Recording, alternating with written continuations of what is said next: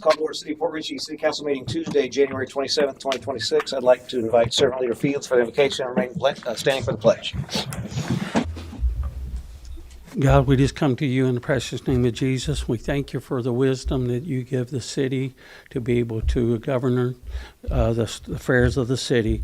There's stuff with the CRA board workshop minutes. We thank you for that and for the park fence and other stuff that's going to be in the agendas for the meeting coming up with the water plant and development of code replacements and also the finances and the legal service of the contract and the fireworks that's going to be coming up. So as we say the Pledge of Allegiance, in God we trust, we thank you for that. In Jesus' name, amen. Amen. Pledge allegiance to the flag of the United States of America and to the republic for which it stands, one nation, under God, indivisible, with liberty and justice for all.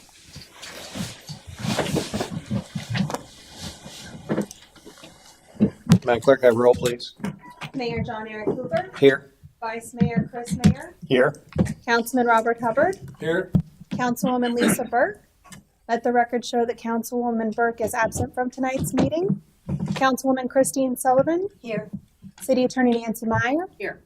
City Manager Don King. Here. So Lisa reached out to me today. She's sick. It's viral. She's went to the doctor or whatever. She didn't want to come in and expose anybody else. So if I get a motion to excuse her absence. Motion to excuse. Second. Okay, motion second. Any further discussion? Any public comment? Seeing I put the vote on in favor, signify by saying aye. Aye. Opposed? Motion carries.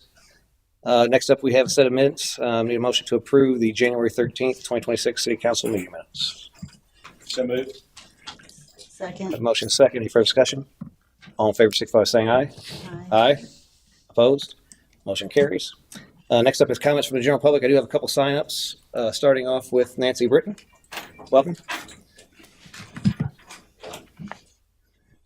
Hello.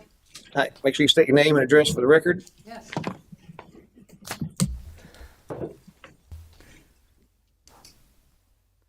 Nancy Britton, 7653 Grand Boulevard, Port Richey. And Sean Kapp is with me. Go ahead. Sean, S-H-A-U-N, Kapp, K-A-P-P, 7638 Grand Boulevard.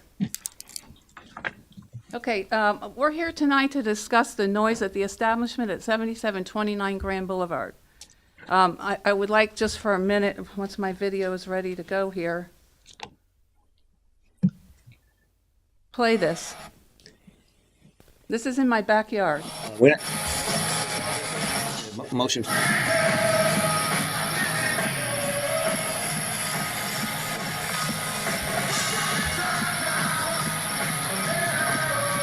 This is in my backyard, trying to sit outside and have a conversation that's undoable. Okay? And you should hear it inside my house. This establishment, which it's going to go unnamed because I really don't want to throw names around, they're not a good neighbor at all to anybody in our community. Not to the Newport Richey residents, not to the other bars, because I've spoken to some of the other bars, and tenants, my tenants, not happy. This music, I recorded at 95 decibels at my house. Can you imagine what the decibel reading was at their restaurant line? You say 90, 95 is what you reported at? I recorded 95. I have other videotapes. I have videotapes inside my home. I sent some of you, the city manager, and a couple people here. I did send these videos to you so that you would have those. They're also not abiding by the 10 p.m. curfew. They're playing past 10 p.m. And that was that happened on Saturday, January 24th. So there's no way I can sit by my pool, have anybody over on the weekends after 40 years of living here. 40, serving 10 years on the city council. I cannot even live in my home on Friday and Saturday nights. I feel like that's unfair. I feel it's unfair to Sean's family because they have significant rentals. This is something that's going to cause a lot of revenue loss because you can't just have one company out there ruining for everybody. We have the right to make money also. And that's not going to happen. We're going to suffer because it's not good. It's ugly. I did have a tenant call me. They were out in the yard and they were very frustrated. And I said to them, I will do what I can, but it's doubtful anything will happen. Because I did make some calls and some of the calls didn't make me real happy. That to me just, now she'll probably go online. She'll probably tell people that, it's not a good idea to come here because we have a lot of noise Friday and Saturday night. There's no relief.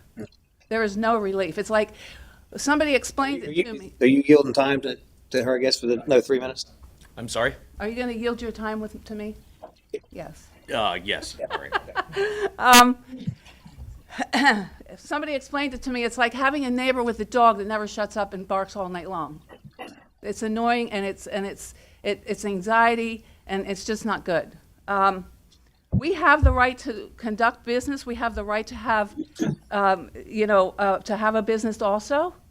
And with this happening over there, with what's going on, what the city's allowed there, it's out of control. It really, the whole area is out of control. If I may add then. Wait, you can't. Oh, Okay. anyway, so the whole area is out of control. Our suggestion is, years ago, there was a big issue with another restaurant. It took Newport Richey residents complaining to this council for something to get done. When the Port Richey residents complained, nothing was done. But as soon as Newport Richey residents started to complain, and believe me, they will, that's when something got done, because I guess we wanted to be good neighbors to the Newport Richey residents, because they're hearing all this, because it's going straight across the river. You may want to add that they're obstructing the street, Grand Boulevard, and putting cones. Yeah, there has been some obstruction because the bands, one band the other night was set up in the front of the restaurant, and then they put cones in the street, in the traffic, in the street itself. So you had to go around onto oncoming traffic to get past it. So they were blocking Grand Boulevard, you're saying, with cones? They had cones set up in front, yes, Okay. So, to where they made it a one-way. I really feel that, this is not an area that should be allowed 5-piece bands. This is something that you should have in a different area, not when you have all these people that are trying to live and coexist. Because this is just the beginning of what's going to happen. What's going to happen if the next restaurant wants to do it? So now we got 6 restaurants or 3 restaurants or 4 restaurants, and they're all doing bands every Friday and Saturday night. What kind of life is that for your residents? Not to mention the fire station across the street. Some of those guys are trying to have a life there. How can they have a life?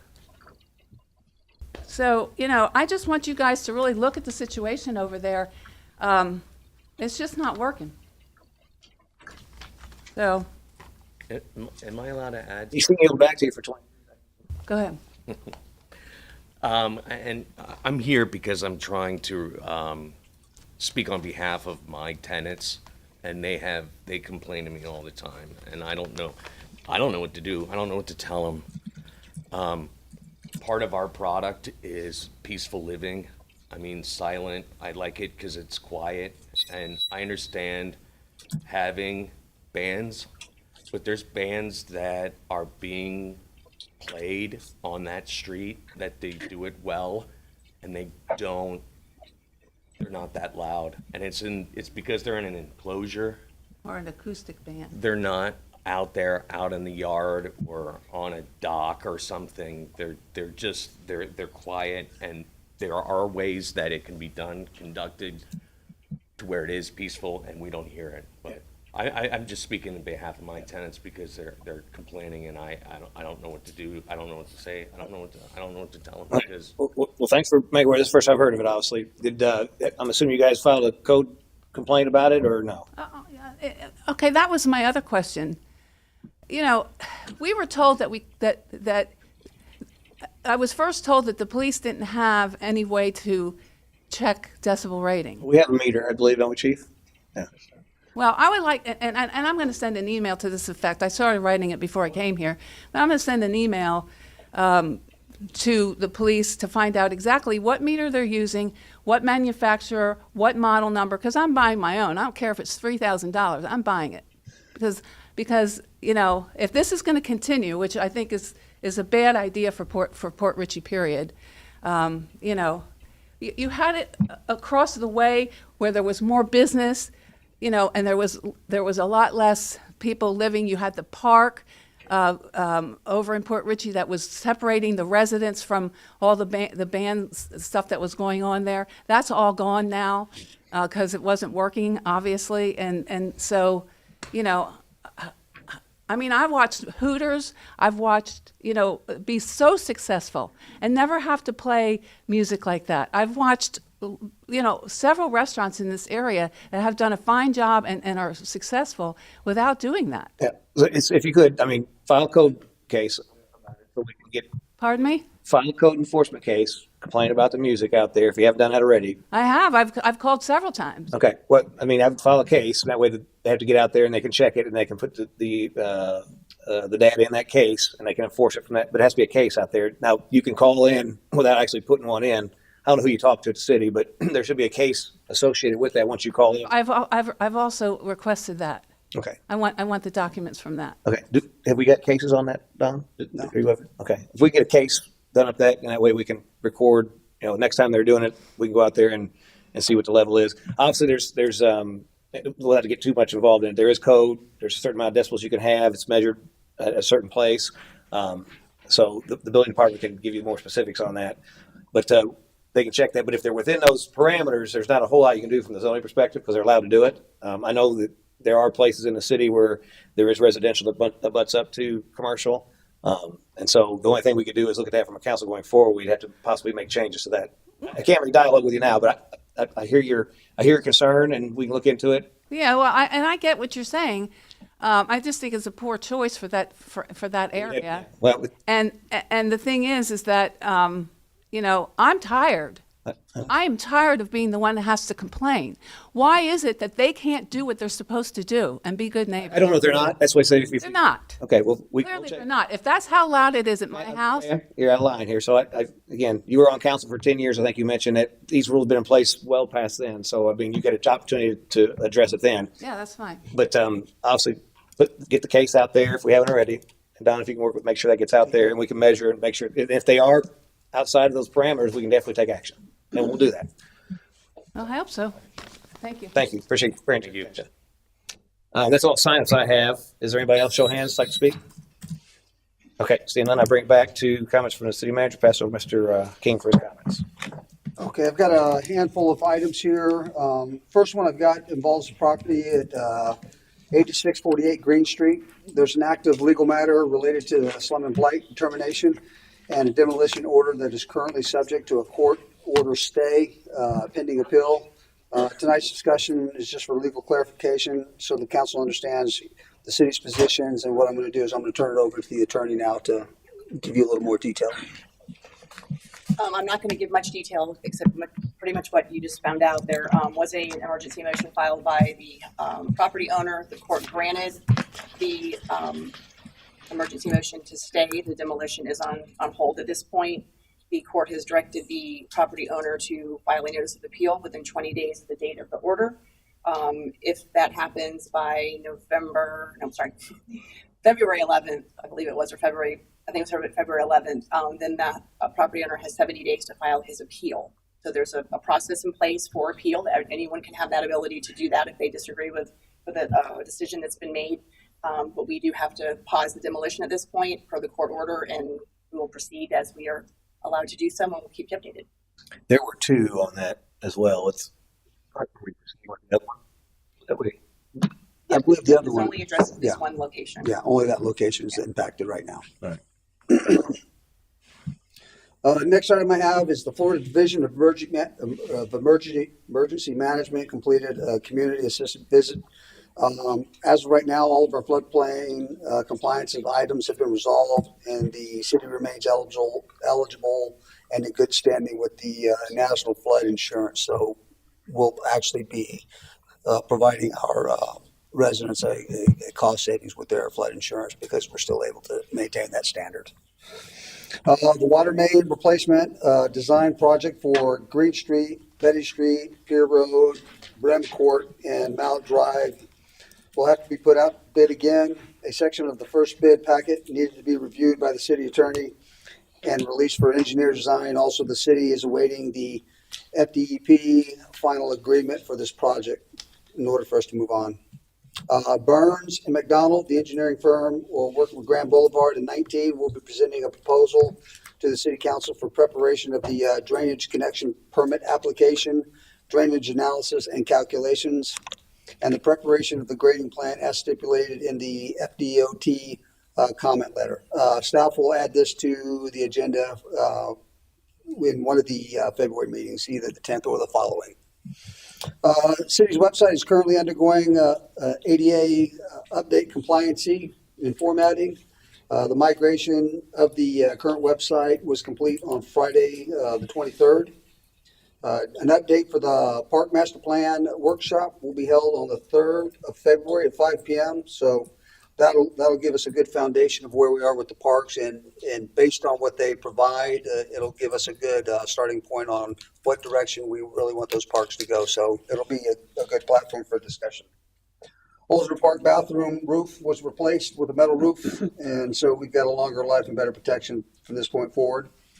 We're working on the camera upgrades to improve the community meetings here. The current camera cannot zoom because it lacks a USB connection. Sapphire Audio is preparing a quote for the new PTZ, which is the pan tilt zoom camera, and that one should meet our current requirements as we've discussed for zooming. That camera doesn't zoom? Is it the one you're talking about there? Well, Is it that was not working from what I'm told No, that's the main camera. for zooming. So, It's not compatible for. Yeah. For getting. well, that remote will zoom it in. I zoomed it in on. No, Zoom. Oh, the Zoom Yeah. application. My bad. I say I was zooming in the other day. different Zoom. The Zoom, not the Zoom application. Tomorrow I'll be speaking with the Santini Law Firm regarding possible magistrate services. I know we've been put out to bid for someone to do it. Nobody's come back. However, Santini, since our last discussion, when they did the bid for the attorney position for the city attorney, they come back and said, hey, they'd like to speak with us and let us know what service they can provide with regards to that. You and I are meeting with the Pasco County Administrator on Thursday. That should be a good engagement, get some feedback from the county and bring that back to the city and see what good things we can bring back. The Tampa Bay Regional Planning Council will be meeting on 9 February at 10 p.m., just for heads up. The new brand signs will be presented in February. The initial review looks first rate. I mean, those signs, when you see them, the way they've designed them and actually placed them against the background, they're spectacular. I mean, it didn't do them any justice the first time we looked at them. When you look at them now, you're going to be like, wow, Okay. they really pop. Finally, reminder for the upcoming election, the qualifying period is 11 through 17 February. Please reach out to the city clerk if you have any questions or concerns at this time. Correction 10 through the 17th. Oh, it's 10th to the 17th. Okay, that's Tuesday to Tuesday. okay. It's my old numbers. So correction, that's 10 through 17 February, Tuesday to Tuesday. Other than that, that's all I have, Mayor. Thanks, sir. All right, next up is comments from boards and committees. Do we have any board committees comments? Did CSE meet or anything? The event committee met. I think I gave you an update on that last meeting. We got a meeting this Thursday to go over the sponsorship packet to get that stuff out for the Seafood Festival. So that's forthcoming. We do have, you should have an email in front of you. We did have somebody reach out about joining the Historic Preservation Board. How many vacancies do we have on that? Just one. So this will bring us to a full board if you guys are interested in making a motion to, for Courtney Tuttle. I'll make a motion for Courtney Tuttle to join the Historic Preservation Board. I'll second. Okay, motion second. Any further discussion? No? Okay. Any public comment? Okay, seeing none, I put the vote. All in favor, signify by saying aye. Aye. Opposed? Motion carries. Welcome, Courtney. One thing about the historic preservation, I know I asked this a lot before, but we've got a meeting scheduled for them soon? Yes, February 12th. Oh, fantastic. Okay, good. Be good to get those folks engaged.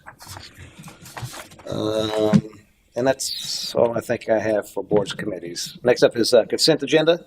Item number 2, I need a motion to approve the January 27th consent agenda. Motion to approve. Second. A motion second. Any further discussion? Any public comment? Seeing none, put to the vote. All in favor, signify by saying aye. Aye. Aye. Opposed? Motion carries. Next up, council business. Item number 3, reverse osmosis water plant design presentation by McKim and Creed. I'll pass that to Mr. King for introduction. Just to give you an introduction on the current plant that we have. Our current water treatment plant was built in the late 80s. It has reached its end of its 30-year service life and will not be meeting the upcoming PFSA regulations without major upgrades. Without action, the city is at risk of losing the local control of its water supply. Tonight, you'll see a high-level overview of a proposed reverse osmosis facility by McKim and Creed. This is a long-term solution for our water quality needs. Costs are shown as base projections, while the staff continues to pursue outside funding to reduce the impacts on the taxpayers. This item is information and intended to outline the need and the path forward. And I'll now turn it over to the team. Can we share that on the Zoom? Oops. Is that possible? No, council can look at it too if I ever.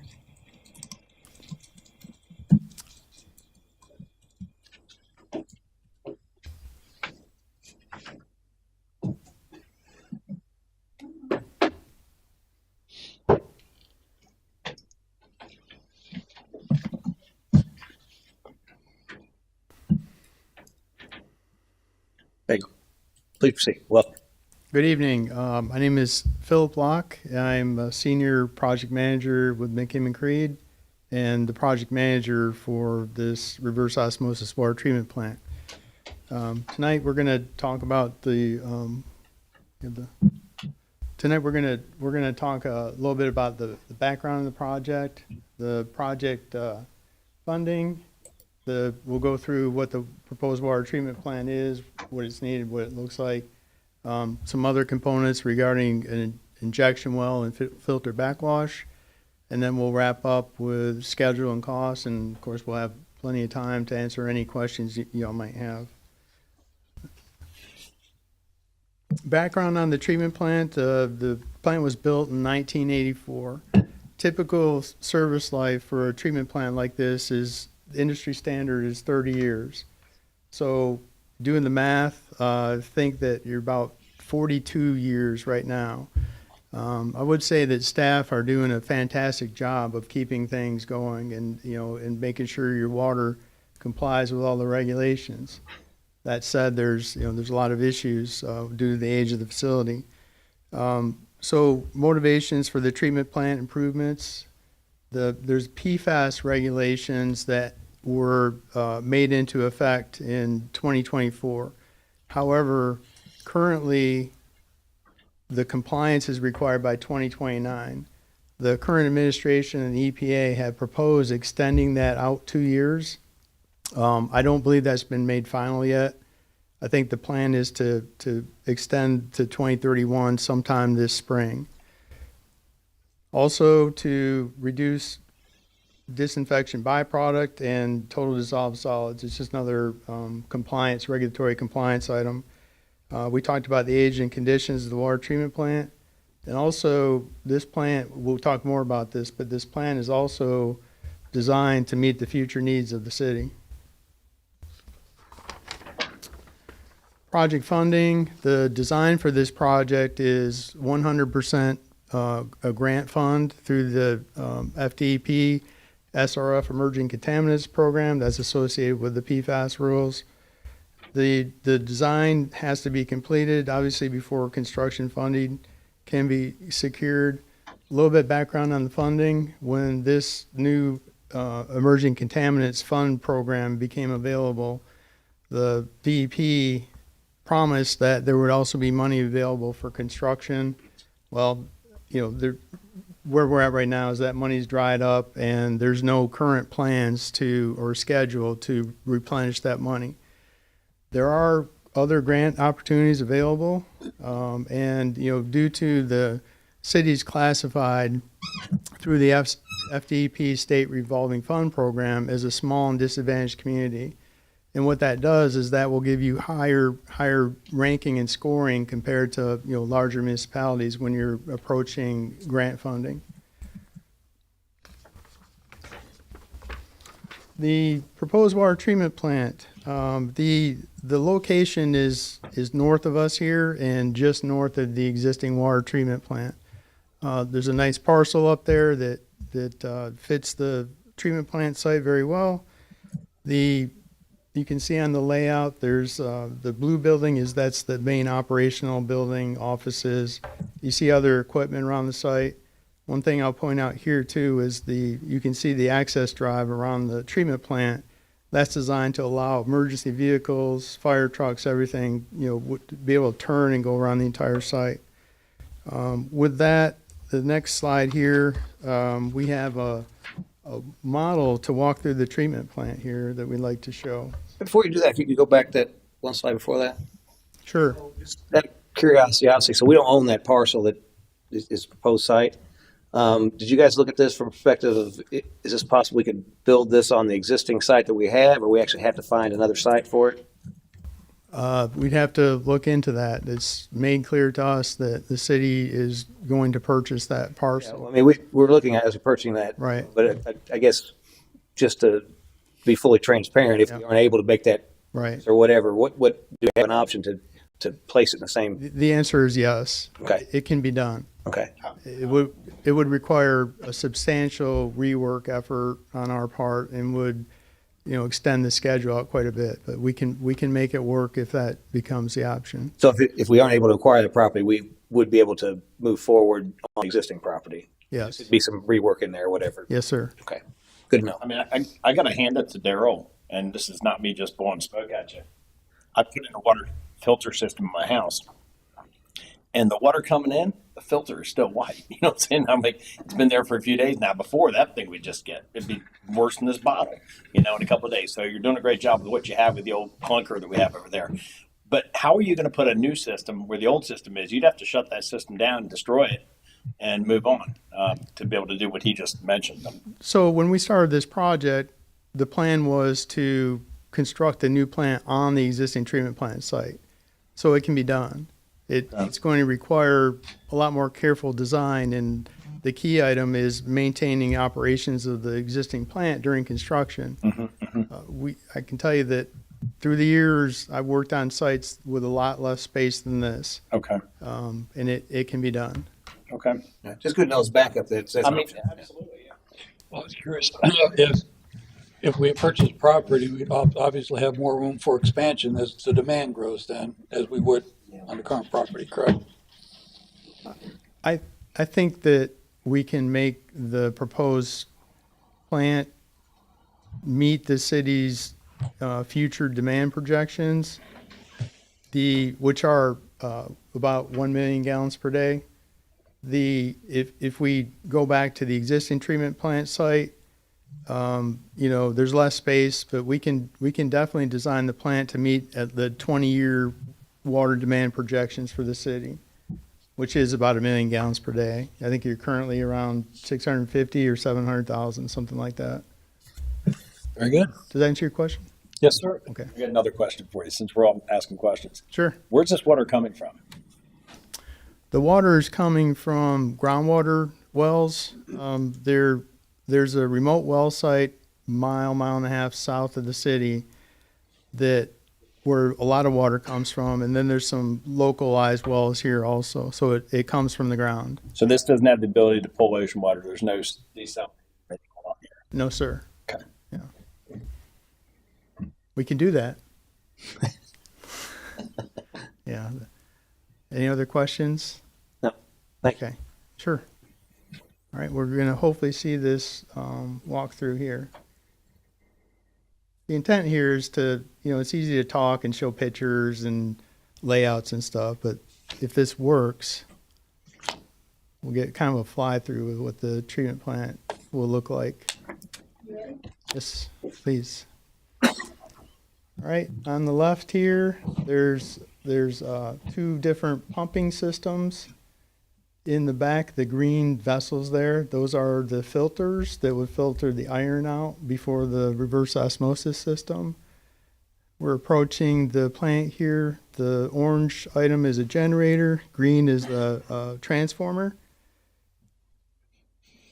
We're coming around to the entrance side of the treatment plant here. So nice looking entrance, lots of windows. And we're going to come around here and we're actually going to fly into the building here in a minute. Make sure you duck.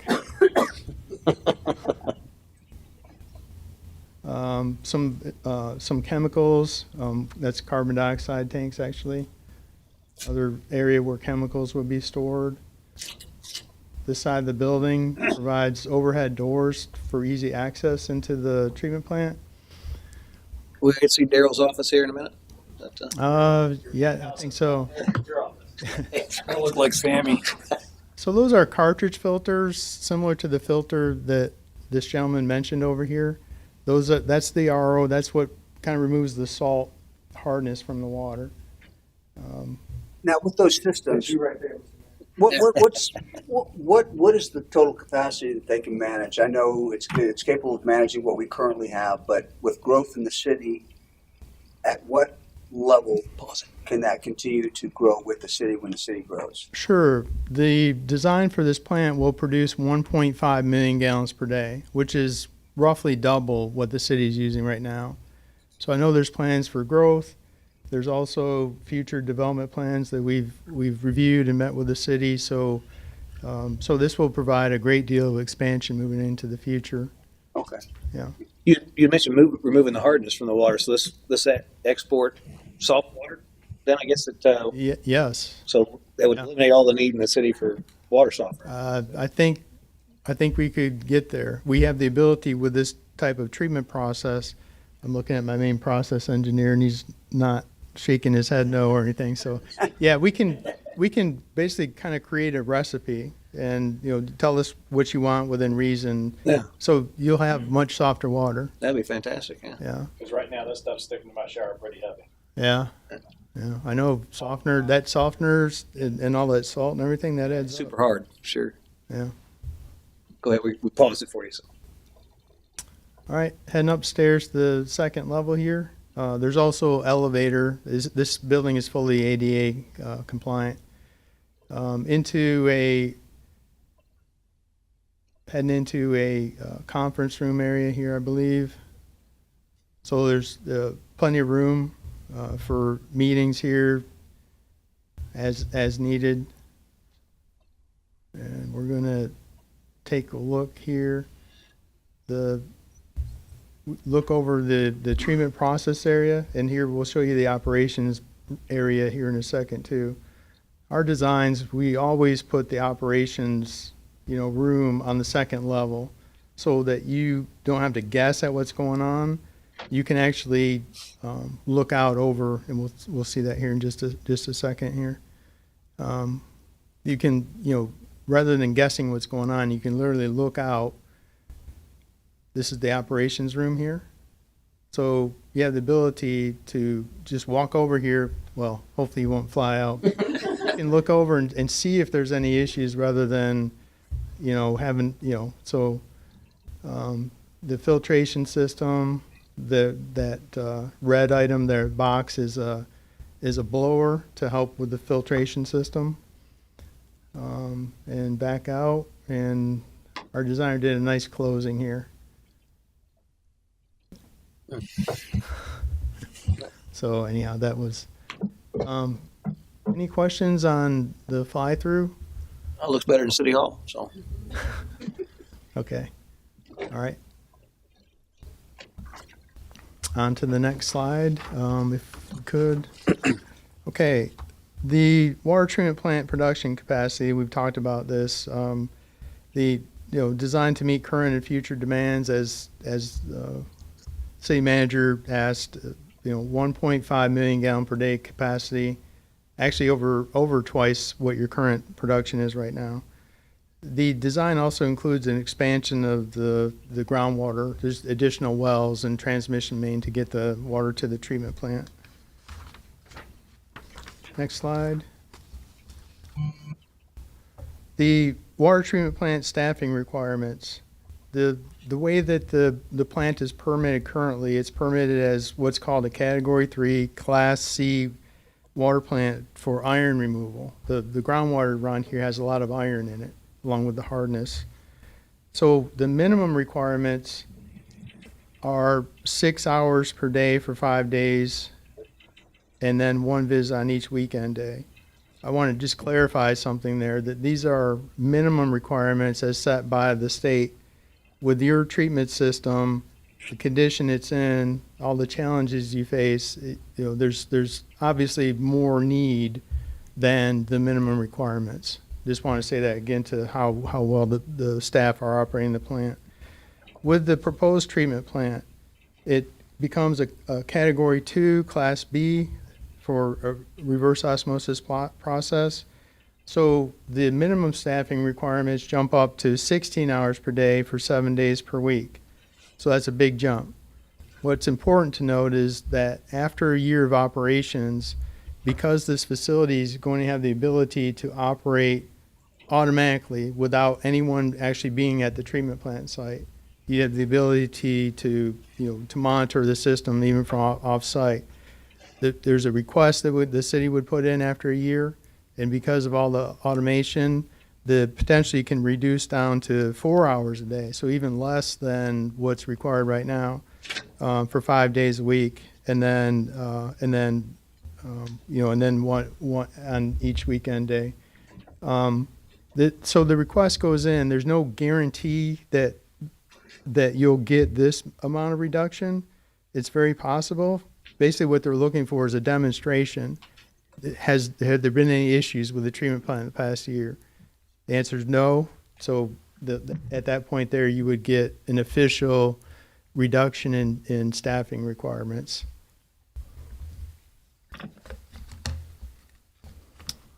That determination, I got a question, is made by you. If we've had no problems, you can just reduce manpower down to a point where they're just there to maintain it I wish I had that much power, but I don't. No, that would be through the state. through the state board and testing on their behalf. So the staffing requirements are through the state, through the Florida Department of Environmental Protection. Okay. We'll support the city. We'll help put all the documents together, meet with them if necessary. But we don't have the final say in that. That's basically a state regulation. The first year it's 16 hours a day, so 2 people 8 hours a day full time, right? 7 days a week. So now you're in the point, but you could reduce that to what, 1 person? Potentially. Okay. Yeah. The million gallon, I saw the 1.5 million, and you said $1 million. Is it $1.5 million we're going to be shooting for, I guess? Yes, sir. So is that those numbers? Is that based on our current customer base in, you say, 20 years? Yeah. So the way the projections work is we looked at all the data, and through the water management district, their projections show in 20 years the city will be using about 1 million gallons per day. And through initial discussions with the city and the ability to expand the city beyond what's even the water management district could envision, that decision was made to design the plant for 1.5 million gallons per day. Okay. So the reason I ask is obviously we've got a potential growth opportunity going on in the waterfront district. So we're going to have more customers there.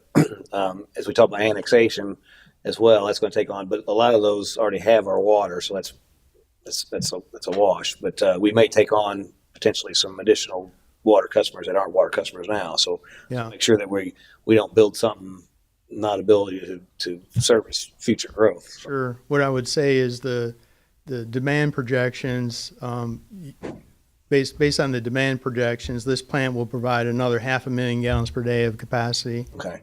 for, the city expanding. And you talked about also a 1.5 million reserve tank that's co-located with the facility also. Yes, sir. At the treatment plant site, there's a ground storage tank with basically a full day of capacity. And that helps also make sure that the city's got ample supply for firefighting. Storm comes in, make sure the tank is, completely full.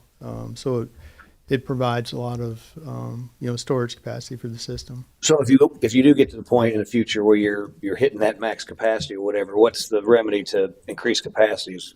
More storage tanks, or you have to actually do a new plant? Or? The typical design is the storage tank would have 1 day worth of treatment capacity. That's industry standard. You could potentially look at adding storage out in the distribution system. There's a lot of municipalities that do that. But I would, for this plant design, that storage tank has ample capacity.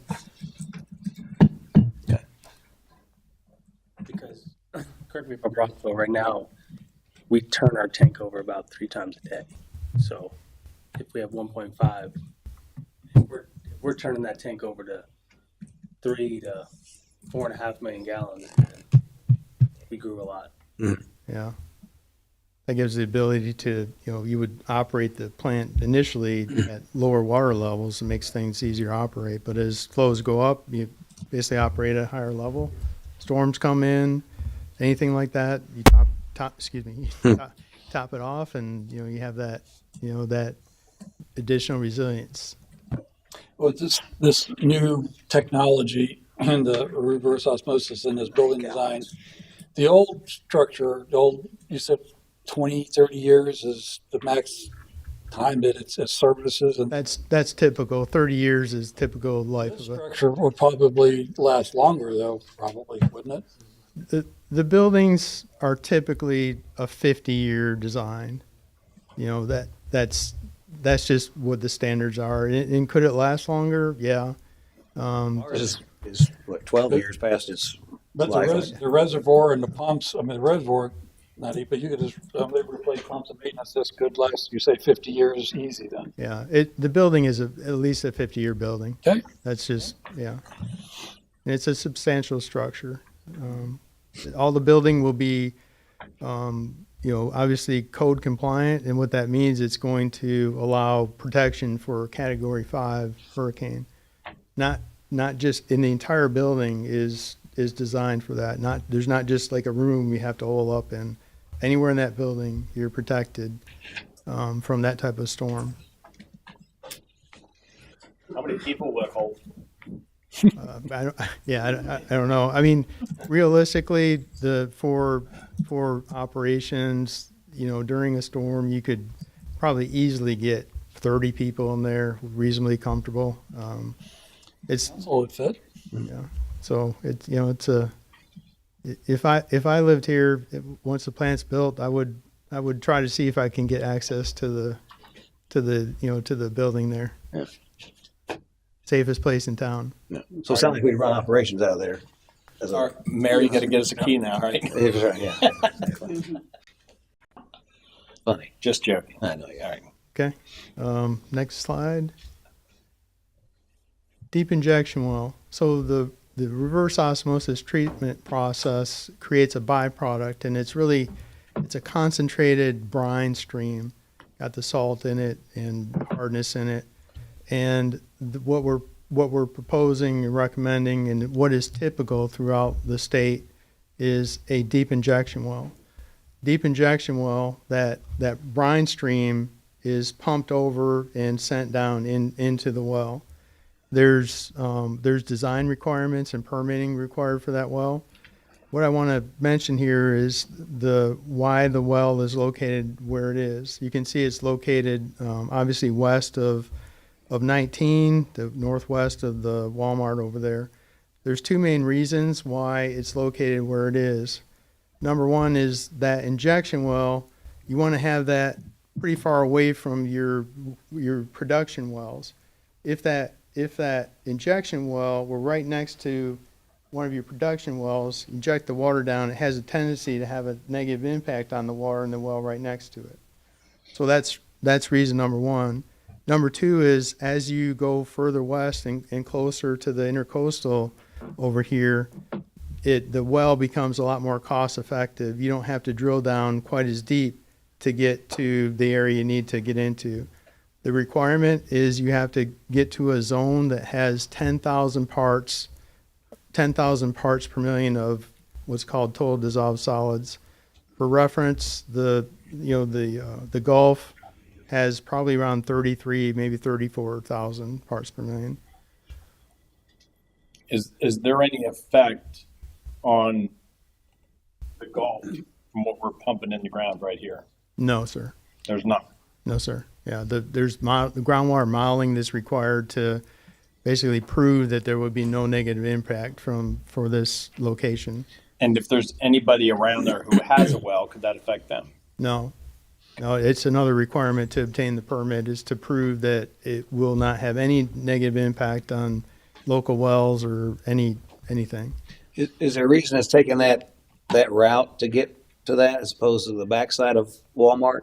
Well, we've been trying to figure out a way to potentially get an easement through there. There were discussions about potentially contacting the state park and seeing if we could either locate the well on that property or at least use the southern part as an easement. And that really didn't go anywhere. So that I think that this is a safe route plan. I think the other ways, it wouldn't just be an easement from the park.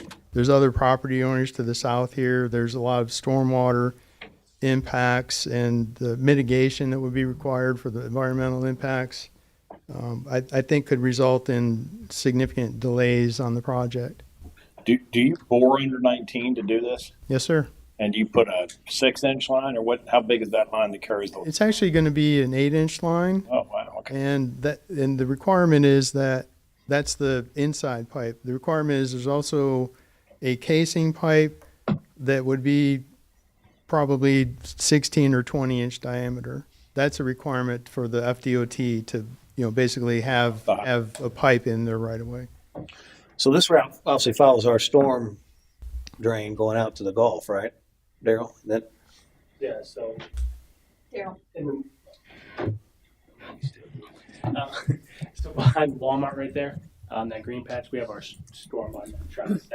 But that transmission line wouldn't be close to that storm box. I think it would be more close to, if we were to put a road through there, it'd be more underneath the road than anything. Mm-hmm. So, but going through there wouldn't be that deep. The deepest part would be going under 19 right there, because DOT specs is 10 times the diameter of the pipe in inches the depth.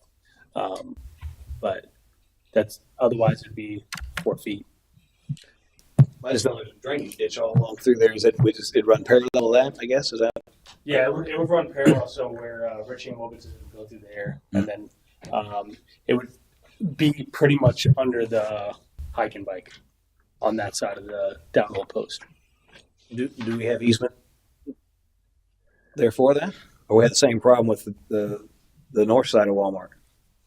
I would think we'd have to get. So I think we have easement through there, because wasn't that supposed to be dedicated as a road at one time? It's platted as a road. Yeah, we have space there, but that was supposed to be Richie Drive extension. No, I'm talking about along the back side of Walmart. On the west side, not the one that goes down Parallels Bay, but the one that's going down Parallel and Green and Old Post. Oh, the line that runs The Old north? Post, yeah. Running north? Yeah. That looks like it's right along that bike path we were talking about. Yeah, we have easements because we have our force main that goes through there. So Okay. it'll have to be within 6 feet of that force main. Yeah. If you guys are. I think one of the things we would look at is pretty much center on the road and do it with a drill. Yeah. That will have minimal impact on the neighbors there. hmm Yeah, we were going to try and keep it on the hike and bike side there. I mean, I'm looking at this map like the rest of us, and I'm like, it sure looks like we got double the traction to not just go around back of Walmart and cut straight down, straight across the back of Villa Bay there. And there's got to be easements in there somewhere. So we actually did speak about that, but I think it's the easements right through Avila Bay where that pond is. Yeah. We would have to bring in a bunch of fill dirt, and the repairs for it for us would be Just to come along the side of that. you Yeah, see would the that- pond on the backside of Avila Bay. Yeah, you come up the overflow pond, yeah. That's the problem. I would assume that's the problem because all that is all wetlands back there. So it's probably cost effective to do it the way you've got it on here, we're saying. Yeah, because you would have to bring in fill dirt and everything like that to even remotely try and go through there. Then obviously we'd have to get an easement through there. We already have easements down that road, so I mean, I'm mean, just we can wondering, what's spitball the it in. cost difference? Go straight across there versus come down to here and then come all the way back up there and around. Part of it is feasibility to even obtain a permit. There would be a significant wetland impacts with the management districts. If there's a trench that even has been wet at some point in the last 5 years, I'm being a little facetious, they consider that a wetland. So the wetland impacts require pretty extensive permitting, and for any wetland impacts, there's a requirement to either pay for those impacts or create the same amount of wetland somewhere else. Actually, they require, let's say you damage or you have a negative impact on an acre of wetlands. There's a positive return, so it's like you have to provide at least 10% or maybe 20% more. So this is just your ability as the engineer, your try to stay away from those kind of things. Yeah, I think that there's risk that this could not be permitted, or if it can be permitted, I would estimate it might take up to 2 years, probably best case. Just based on our experience. Okay. Sometimes you got to take a long way. Trying to understand as well. Yeah. So I think we had spoke about that to go that way, but yeah, it just wasn't feasible. Any other questions on that? All the questions make sense, and we've tried to come up with a. We tried to throw it in 10 different places. Yeah. It's a great presentation. There's another treatment byproduct. It's called the filter backwash. Water goes through the filters and it filters out iron and other particles. When that filter gets plugged up with all those particles, you back the flow through it, and that water comes out, and it's kind of like a dirty water. You describe it, kind of a low volume. And what we're recommending is that water be transferred to the sanitary sewer system, which is there's a manhole right next to the project site. And ultimately, that water would go to the Newport Ritchie wastewater system. Something we would obviously have to pay for $5 a gallon or whatever it is. Yeah, we have the cost calculated, and as far as the operational cost, it's almost insignificant. I think the cost is $30,000 a year, something. I'm not saying that's not anything, but you're $35,000 a year. We'll see in a minute here. The annual O&M costs are $1.2 million. So the other options are to construct a kind of a backwash treatment system at the plant. I have experience with those, and they're difficult to operate. And the part is, the idea is that you would recover that water and then treat it again. One of the main issues is it's impossible to completely purify that water again. And what happens is when that water goes back to the treatment process, it has a negative impact on the treatment process. So based on our experience and what we've seen, this is our recommendation. What happens to that? I mean, what happens to that water when you send it over to Newport Richie? What do they do with it? It would go to the wastewater plant. We have discussions. We have a contact there. We've provided them with the anticipated water quality data, and I think they're fine with the concept. So they've treated. Yes. Okay. Yeah. The operation costs us plus staff, though, correct? I'm sorry. It would be plus staff, or that includes staff? $35,000 is what it costs to dump the water in the drain. Yeah, basically that's the cost, annual cost for this filter backwash water. Now, I did ask when they discussed this, and you're going to remember this real quick, is with that water, is there a reusable function instead of dumping it down the drain, using it as a non-potable source for watering or providing some kind of non-potable water resource to the community? But from what I understand, all the chemicals that are going to be in it would make it detrimental to being able to do that, and that's why the sewer seems to be, our go-to solution for this. Because I personally, if we could get it to a point where it was reusable, non-potable, if we had golf courses or whatever out here, places that we could water our parks, I would use that, but it just doesn't fit that category. So that's one of the things I did ask to see if we could, repurpose it, for additional use. Because why get rid of it if there's a possibility to repurpose it, but there is no reuse. Also, too, Phil, with, or you or Omar might be able to answer, with if we have to do that backwash, we're actually going to, would the hours of the staffing actually go up since we do have to sit there longer to backwash? Yeah, I think the answer, I'm Dale. talking about from the 16, if we go to minimize it down to the 5 hours, Right. you would have to, I would assume, be there longer. Yeah, you To backwash. definitely we would recommend Would change. definitely recommend have staff there while the filters are backwashing. Just want to clarify that. Too, so. Yeah, that's a potential minimum requirement. Yeah. It doesn't mean that city won't need more. No, we always need more. Yeah. So that help? Yeah. Okay. Cool. All right. Last slide here. Project schedule and cost. The grant agreement requires the design and the final invoice to be submitted by August 15th of this year. The estimated construction time is 2 years. The construction cost estimate is $47 million. That includes a 30% contingency at this level.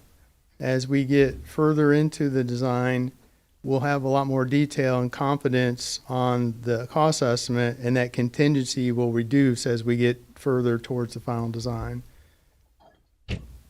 Estimated annual operational cost is $1.2 million, and we have the 2 bullets on here. What we did is we actually, Omar and I looked at some detail this afternoon. The annualized cost is approximately $6 per 1,000 gallons. That's the capital cost and the O&M cost, factored in with discount and escalation factors. Equates to about $6 per 1,000 gallons. What is it now? What rates are? The $6 per 100 gallons, what is it now versus? So what we charge per 1,000 from 0 to 4,000 gallons is $3.64. So That's what we currently charge, $3.64. up to 4,000 gallons, and the 4,000, 8,000 we charge $9.05. So it's gonna cost us $6. Right, so you're It's gonna cost us potentially $6 doubling the per cost of the 100,000, so first our tier. water bills are going substantial. The estimated annual operation cost of 1.2 million, what is it currently? This is the projected 1.2 million, what is it currently? Let me just add something with the $6 per day, and then I emphasized this while we were just in discussions of this. This is at that amount is the city pretty much paying for everything for this plant construction. So that number is saying that that's the cost of the plant, that's the cost of staff, that's the cost of everything up front. So don't consider that number as a definitive number, because we want to look into possible grants, possible assistance to get this plant built. By putting this number there, and I've explained to our engineers that this is not a hard number. This is pretty much an estimate. That's if the city foot the entire bill, and that's what the cost would be for us to recuperate not only the plant being built, but to staff and run it. So just to give you an idea. And that's a 30-year bill. So that's not our water going up, is what you're saying? Yeah, okay. Also, our water rates go up every year, don't they? So I don't know what they're gonna be plus 2 years. Plus, that doesn't account for our water rate increases per year. Right now, it's set at 3%, 4%, 3% for water and 4% sewer. That covers inflation costs, including chemicals, equipment and whatnot, repairs, replacement of parts throughout each year that goes on. So that's what I'm saying. That's not all being accounted for on these estimates. So I just want council to be aware of that. Has anybody done any projections on what a water bill would be, like how much it would increase? It's kind of hard to project a bill because once again we got to look at the several factors. What it's going to be in 2 to 3 years from now when this plant is fully operational, how much the city is actually paid out. We could do a projected bill on if the city did 100% of the upfront costs, but once again, I personally did not expect the city to do a $50 million bill. So that's even in a bond, that's going to be a long-term, large amount of money each year, and it's going to take a very long time to recuperate. So the thing is that we have to look at. There's several things to look at before doing a projected bill. Because you do a projected bill, then that's what the customer is going to expect. But there's so many different factors to consider. Like I said, it's just I wouldn't want to do that before when it comes time for us to start considering when we're ready to build and we understand that we're not going to get the funds from anywhere else.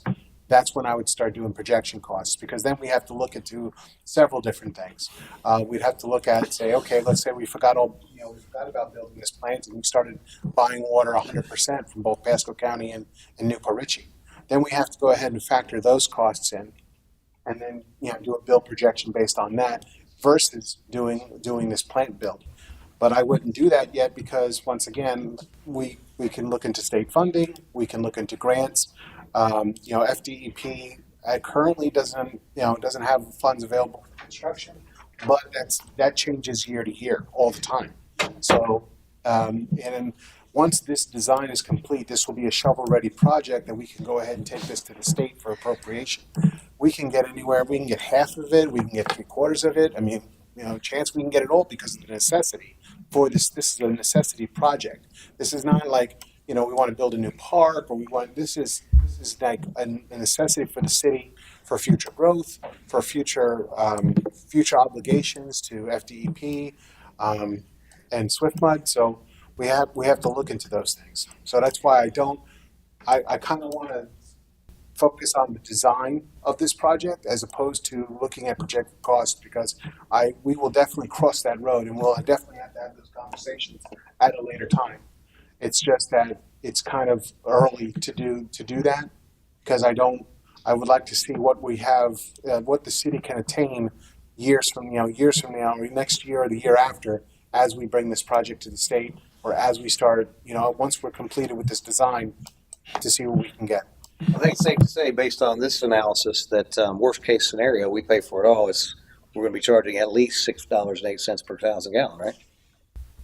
That's worst case scenario. That's worst case scenario. So that's what I'm saying. And then you can look at that as worst case scenario, because we're about $4.75 per 1,000 gallons right now, and then we're going to be jumping up to $6 just to recuperate costs. But like I said, there's so many different factors to consider. I didn't want to not bother council, but kind of like overwhelm you with what costs are going to be, because right now we're getting a design done and it's paid by FDEP, which is no cost to us.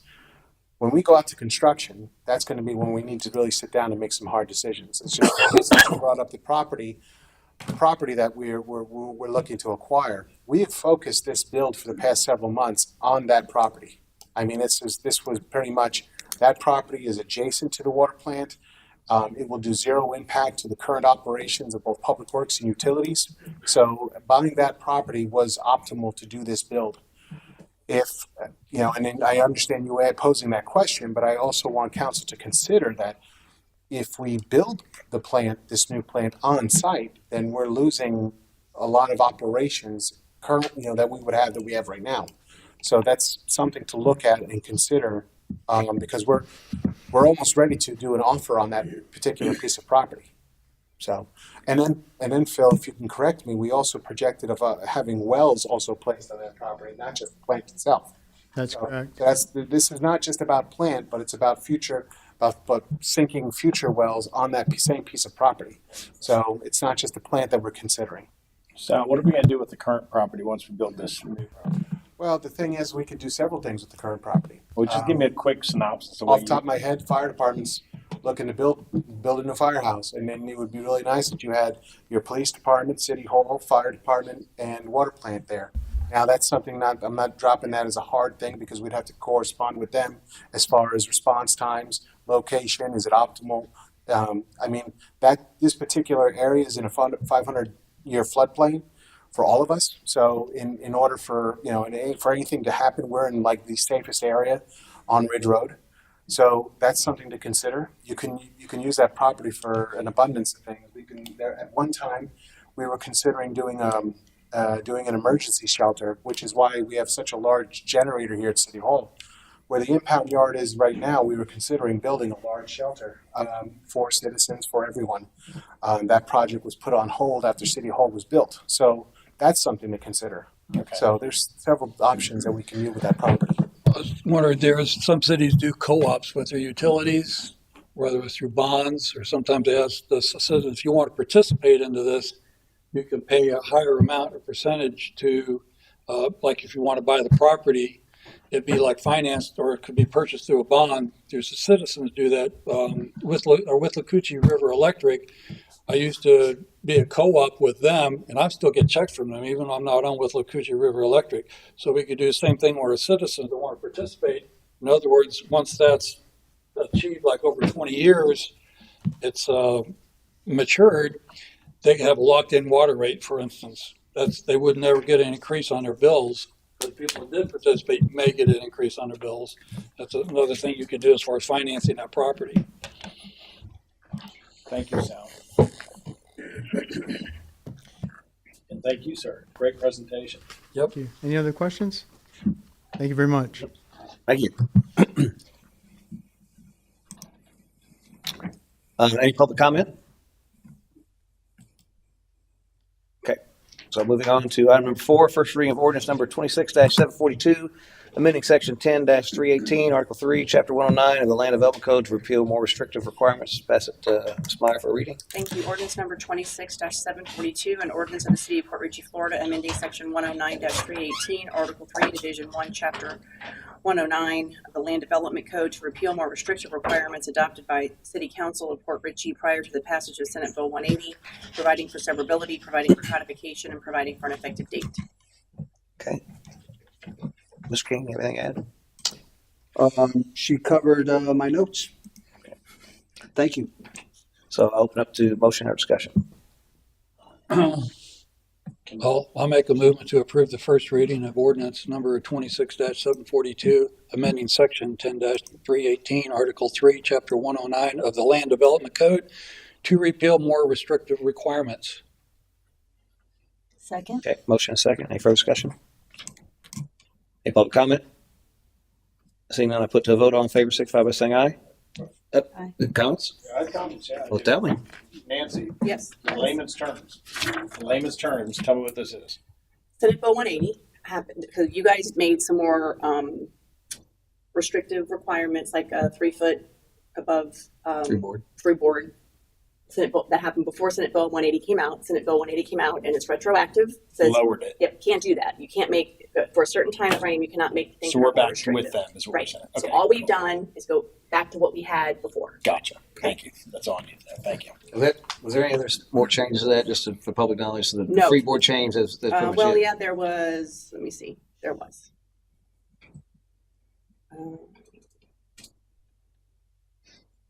There was some information about replace mechanical, plumbing, and electrical systems shall be anchored in place, but shall be elevated to or above the required elevation. That has been taken out also. I think that's it. Okay. Any further That's all my discussion? discussion, sir. Okay. Any public comment? Seeing none, I put to a vote. All in favor, signify by saying aye. Aye. Opposed? Motion carries. Next up, item number 5, first reading of ordinance number 26-743, amending chapter 109, article 3, division 5 of the city of Port Richey Land Development Code to remove language allowing the use of temporary shelters pursuant to section 163.0335 Florida statutes, and amending chapter 12, article 3, section 12-47 to add language allowing the use of temporary shelters pursuant to section 163.35 Florida statutes. I'll pass it to Ms. Meyer for the reading. If you want to read those last 3 words. And providing for an effective date. Severability. Providing for severability, providing for codification, and providing for an effective date. You read it. Done. So, the reading is done. So I will explain this one a little bit. When working with the last ordinance you just voted on with FDEM, you guys had added this language in chapter 109. It was brought to our attention that wasn't really the correct place for it. So all this is moving that language from chapter 109 to chapter 12. It's not changing it. It's still allowed. It's actually in a better place. So that's all this is for. It's just kind of a housekeeping matter. Okay. I'll open up to a motion or discussion. Second. We have a motion and a second. Any other first discussion? Any public comment? Seeing none, put to vote. All in favor, signify by saying aye. Aye. Opposed? The motion carries. Next up, item number 6, first quarter financial report. I'll pass it to Mr. King for introduction. Tonight's report provides a snapshot of the city's financial position for the first quarter FY 25-26, covering October through December. Overall, the city remains financially stable, on track. General fund revenues are approximately 32% of the annual budget, consistent with normal seasonal trends, and expenditures within the projected levels. Utility revenues remaining stable, and the CRA and penny per Pasco activity is minimal this quarter, as expected, with capital spending planned later this year. This report's intended to give council an early look at trends and confirm that we are starting the fiscal year in a solid position. I will now turn it over to the finance manager.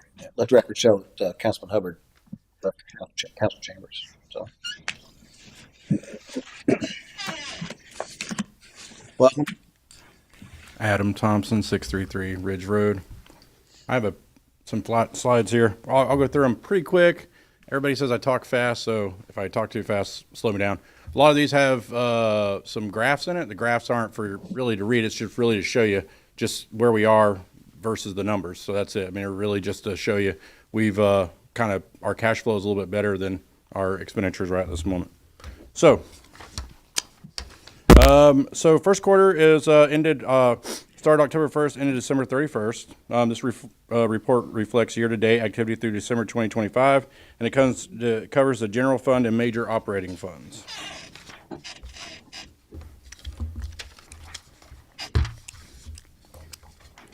The first one is just our revenues. As you can see, taxes are our biggest revenue. We receive all those mostly before the end of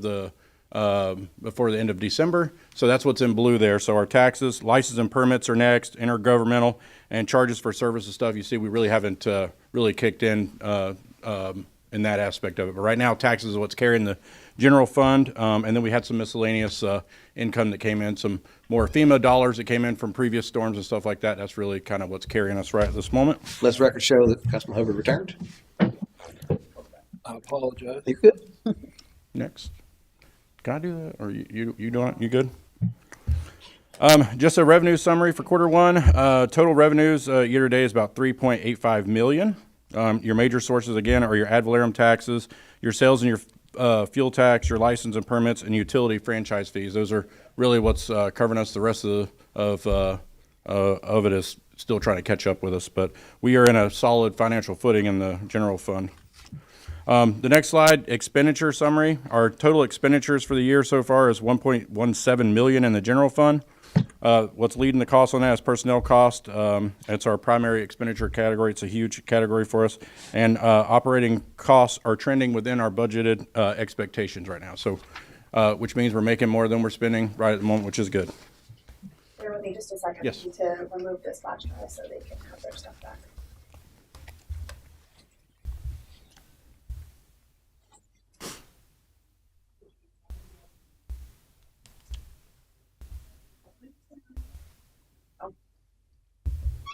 Apologize. You're good. Yeah. I didn't say I'm gonna tell a joke, but it probably wouldn't be appropriate, so. Yeah, go ahead. I like jokes. So this is just a graph of our general fund revenue budget versus actual. So our budget is in blue and our actual year to date is in red. So it shows that we haven't caught as much, but we're only 3 months into it. So, and you have to realize too that most of your revenue and stuff that comes in October is really from the previous year. So everything shifts backwards. So we're actually in a very good footing for where we're at right now. So we're in good shape. If you go to the next slide, this one is the general fund expenditures versus our budget. As you can see, the red is a lot smaller than what we budgeted. So again, our spending is being in line where we need it to be right at this moment. Department level spending, as you can see, these are your department levels: building, in the general fund, building, finance, administration, public works, fire, and police. And of course, fire and police are your big catalyst for expenditures. They're a 24-hour, 7-day-a-week thing. They're always, they're your biggest expense. So this is not out of normal for where we should be, and it's always going to trend this way every quarter.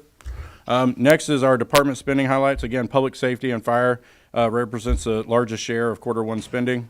Personnel costs dominate the departmental expenditures. Administrative and support departments are tracking within budget. So everywhere is tracking within budget. We're doing good, but again, those just our operating costs. I mean, your biggest expense in any business is your personnel costs. So, and then this is just kind of where we're at with the budget versus actual. So as you can see, we're still way below our budgeted amount of money. So we're trending very good with the highest expenditures, which is police and fire. So we're again looking pretty good so far in the first quarter. Some key highlights. Again, general fund revenues at 30% of annual budget, which is good for 3 months in. Utility fund is again stable. Collections, seasonal trends are expected. We did go through November, December without any shutoffs, and we did shutoffs at this month. We actually, our fines and fees went pretty high. We had 18 pages of turnoff, so we actually collected a pretty good amount of fines and penalties and stuff like that. But so the water department is trending pretty well. CRA and penny for Pasco is minimal quarter one spending. Capital activity we're expecting to go later into the year. I will mention while we're here on the CRA, that was, we did get our budget, our audit back. The CRA was one of the smacks we got on our budget because I think we collected, and off the top of my head, about $1.6 million.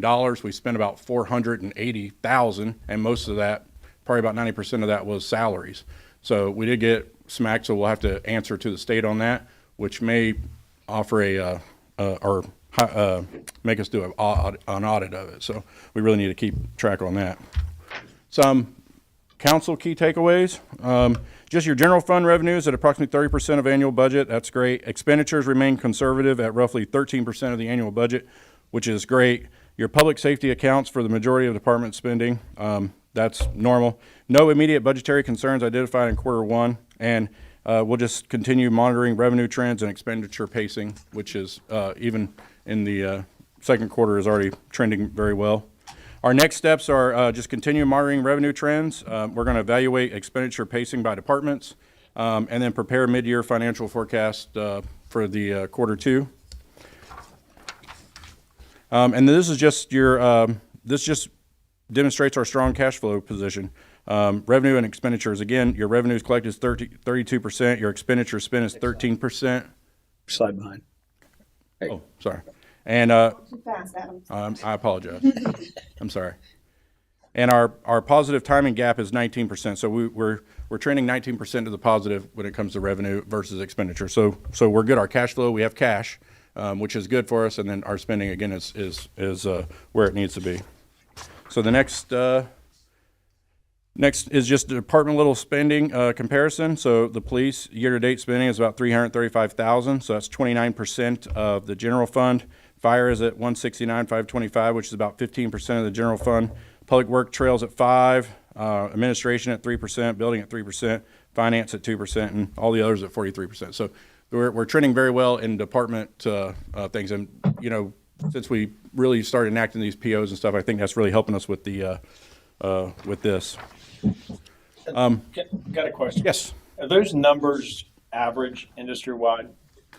So for the first, I think these are actually kind of better than industry-wide. So if you, I was looking at larger areas. Well, Newport Richey and Dade City, I was kind of going through their stuff. I mean, usually at the beginning of the year, people spend money because it's like, oh, we got a brand new year. We've been very conservative, and I think that's really going to help us. We do actually, the police, I know for a fact, and Daryl, they spend their larger things at the end of the year. Okay. So, and then that way, because right now at the beginning of the year, you don't get as much money in. So we're really just borrowing money to pay for those things if we buy police cars or trucks or whatever. So right now we're trending. This is good. I mean, I know we need equipment and we need people, we need cameras and all that stuff. I'm just wondering, where do we trend as far as the average? Is there a way to find out what the average is?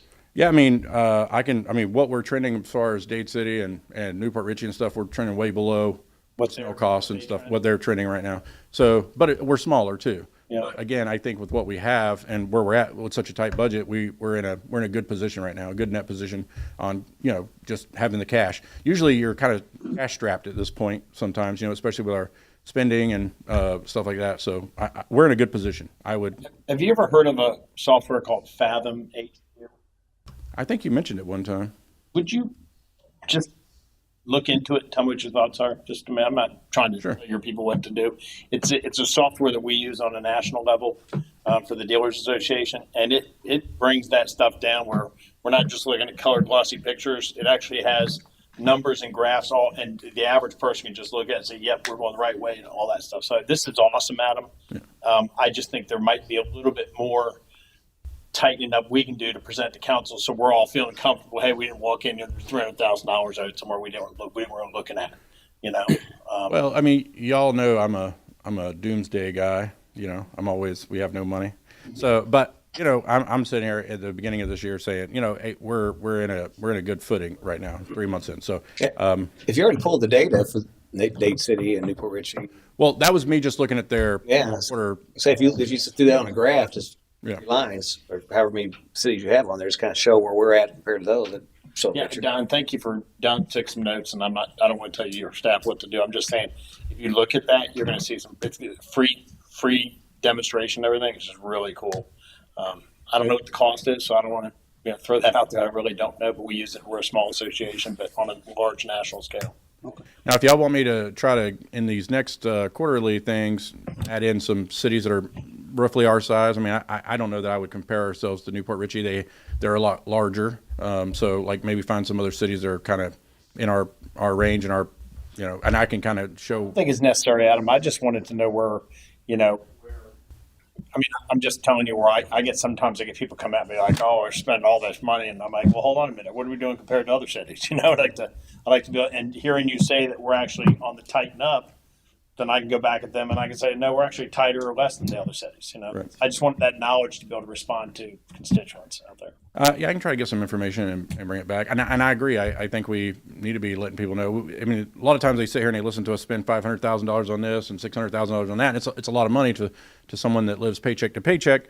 So like to sit up here and say, hey, we are looking at ways to cut costs, and we are cutting costs, and we're not just sitting here, working the overtime because we have to, or because we can and stuff like that. So I think that's a positive for us. So yeah, we're in good shape. And also if there's something in these that you guys want to see more of, let me know that, because I mean I try to just give a broad. We have 4 major funds here, so trying to give a broad generalization of what's going on. And obviously our general fund is the tightest, and it's the biggest pot of people. So, you know, if you guys want something else, I mean, please, I mean, email Don or email myself and say, hey, I'd like to see this, I'd like to see that, and I can create that. I just, looking at it, I know what I would want to see, so I just try to do that, and I try to do it as quick and as expediently as possible. But also, if you guys want to see something else, I'm more than happy to supply that for you. Yeah, and if you email Adam, CC. Yeah. Yeah, and then I'll put that in there. So on to the next slide. This is the Community Redevelopment Agency. Primary revenues are TIF and transfers on our interest earnings and stuff. So we've done all that. So that'll go into your next quarter. So revenues collected right now year to date is about 29,000, and that's just interest we've collected from October, November, and December. So January is when we got our check from the county, and then we moved our portion over. So you'll see that in the next quarter. Our expenditures year to date are about 207,000. And our grant program and capital initiative drives the CRA activity right now. So I think I heard him say the other day that in our community redevelop, or our community grant, or I'm sorry, not the commercial one, but the residential grant, I think we only had like $20,000 left or something. So it's really pushing. So it may be something we want to look at, maybe moving some money over from the community. I don't know, but we may be out of money before the year's end. So, which is good. It's getting the word out, and we're using this money to, you know, the way it should be. The next slide is the penny for Pasco fund. So again, this is just a voter approved sales tax. Revenue collected year to date is 143,000, which is 19% of our budget. Expenditures are about 6,000, which is really low. You'll see again next year. The boat was on there and a couple other expenditures. We paid $218,000 for the first payment on the fire truck. So all that's going to be coming into there. So I think right at this moment, when I looked at it, it was closer to 300,000 for at the end of this month. So, but right now, as of the end of December, we're at 6,000. And then again, just major capital spending anticipated later in the year. So with our CIP plans and stuff like that. Next slide. Utility fund, enterprise fund supporting water and sewer operations. We've collected year to date about 805,000. We have spent 1.14 million. And the season billing trends expected to strengthen later in the year. So we are actually, the collected amount is off. So we've actually collected more than what we spent.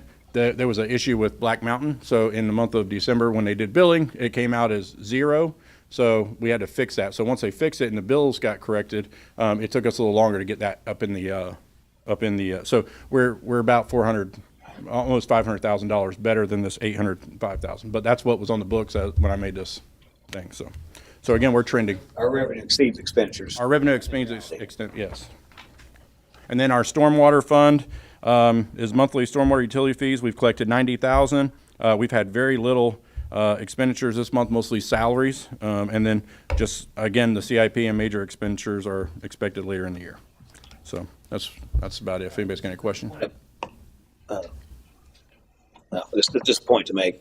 If we have an error like that you mentioned, you probably want to put that in the slide so that people look back on that.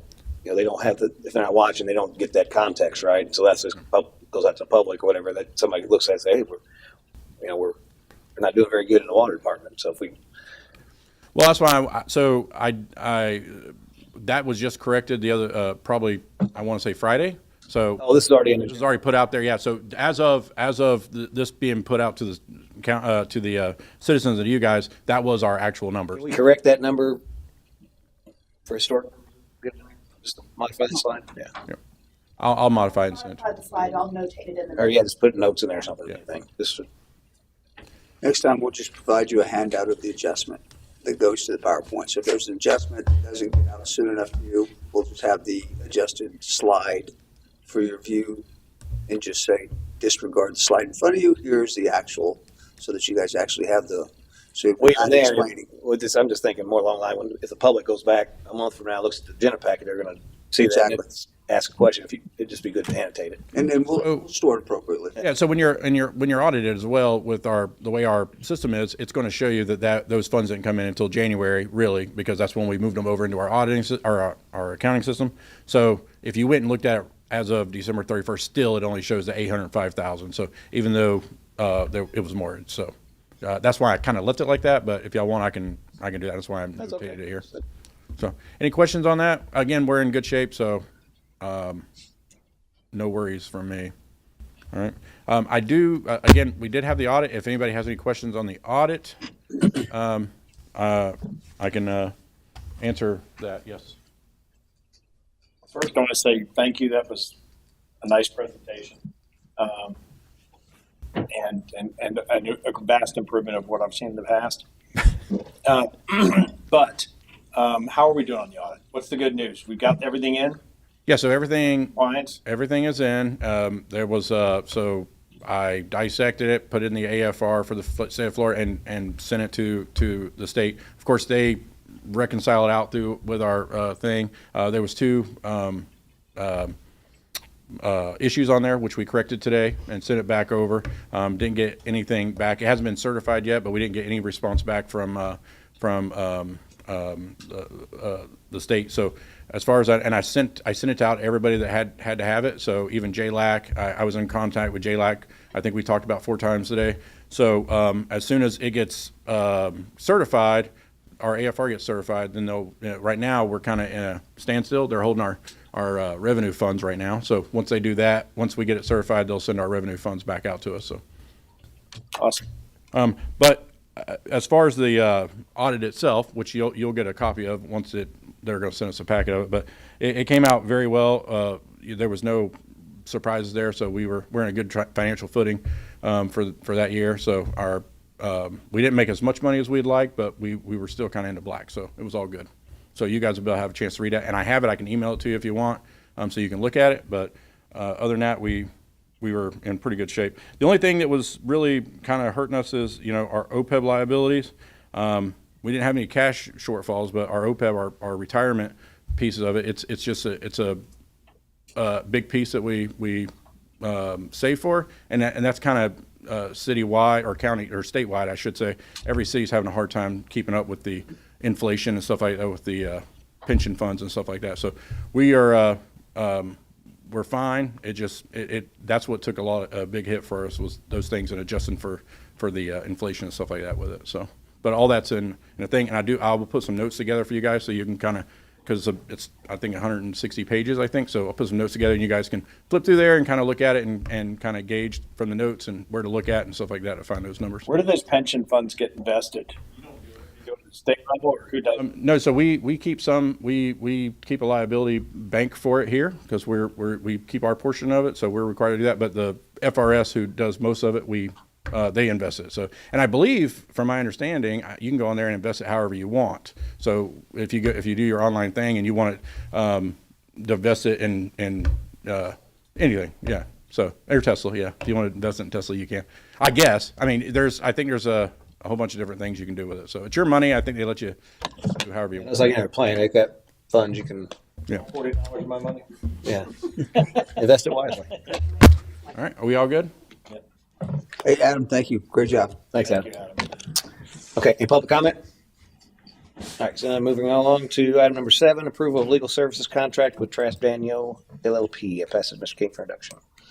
The only thing I have on that, Mayor, is get the final documentation and signing it so that we can get it executed and finalized. And I believe, I don't know if, Nancy, do you have a copy of the finalized version? It's in your packet. Yeah. Okay. So we just need, signature on that, complete that, and we'll be complete with that event. We need a motion to approval. Yep. Absolutely. I want to say I'm so glad you're here. I'm glad and I you're make a motion that we approve the contract with Trask Daigneault for 3 years, and that's my motion. Okay. Your second? Bob, second? Yeah. Okay. Motion and second. Any further discussion? Any public comment? Seeing none, I put to the vote. All in favor, signify by saying aye. Aye. Opposed? Motion carries unanimously. Thank you. Welcome I back. appreciate it. I'm glad to be here. Yep. And a little raise in there for you. Make sure you. Just a little raise. Celebrate with a margarita. That's right. Right. All right. Next up is item number 8, purchase request fireworks display for June 28, 2026. I'll pass that to Mr. King for introduction. Yes, that's one of those things that we want to finalize and get signed now, so that we can start preparing for that event. And I believe it's in the packet for signature. So I think we need a vote. Was fireworks strategically placed after the contract approval for Trask? Yes. Okay. It appears that way. I just want to note that this will be the same vendor that we're selecting that did our Centennial. They are providing the best price for the best show. I've conferred with the fire department. They rated this company that we're working with as one of the best companies that they've ever worked with for any show that we've done in a very long time. Very professional, very well done. I've included a memo from the fire department that explains all that. And we recommend going with Pyro Productions for the 20th show in June. Okay. There was on that thing, they had a $14,000 large barge fee, which we won't be using because they're going to be shooting them off the land again, right? Yes. So, And so the total is 21.5. yes, because I've been talking to several vendors about doing a barge-based show. That was when I spoke with the fire chief and captain about that. We were trying to do that, but obviously their barge was going to be quite a bit of money. We can still do the land-based show and still stay within the radius of safety. We may bring the line just a little bit back from the pavilion during the show. And of course, it all depends on the weather, wind, stuff like that. But like I said, per their setup, the company setup, we're looking to have no issues, just like we did in May. And that was one of my big concerns, is the safety factor with it being a ground base, and everybody's covered the bases with me and said, hey, we're in compliance and we'll be safe with the ground show. Okay. Is there a motion? Are they, well, a little question, we've talked about contracted them. Are they comfortable yet, but maybe do a contract with us? They are. Yes. Oh, okay, because they were worried about distribution and stuff. They are, but I'd have to confer with the city manager and city attorney about moving forward on that because of the amount of money that it is. If we want to get locked into a contract with that, and how much that would be each year. So this is kind of why I wanted to present it with council, with getting other quotes. Just per purchase policy. I can still look into that, but I probably would want to confer with them and see how we can do that with it being so much money and locking in like a 2 or 5 year contract. I just, like I said, there's some gray area when it comes to per the amount of money of the show. I don't know if we could lock in a price or a percentage every year. We didn't have to repeat this every year is all. And that's what Don's guidance you 10 years, just if it's a better way. There are benefits to that, but there's also benefits for negotiating each year. I agree 100%. What about, future councils and we're like looking at a bad budget? We're like, well, hold on. It's Cancel show. locked in. Exactly. Yeah, that's something that you don't want to be locked into. These fireworks on our TV, what I'm saying? Which is the conversations I want to have with moving forward. So, and we've all talked about these points before, and that's kind of why I wanted to present it like this. It's kind of on the more safer side to just do our due diligence, to the public, and to council, that we've looked at other companies and we'll do this. Okay. Is there a motion? Motion to approve the firework display for the 6/28/26 Independence Day celebration. Pyro Productions for $21,500. I'll second that. Specify to allow the city manager and city attorney to sign the contract.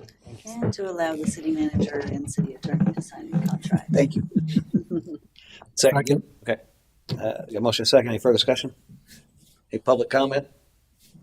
Seeing none, put to vote. All in favor, signify by saying aye. Aye. Opposed? Motion carries. Next up, old business, number 9, discussion of old business. Is there any old business to discuss? Question about the any luck with the speed humps and a paving company to help with that?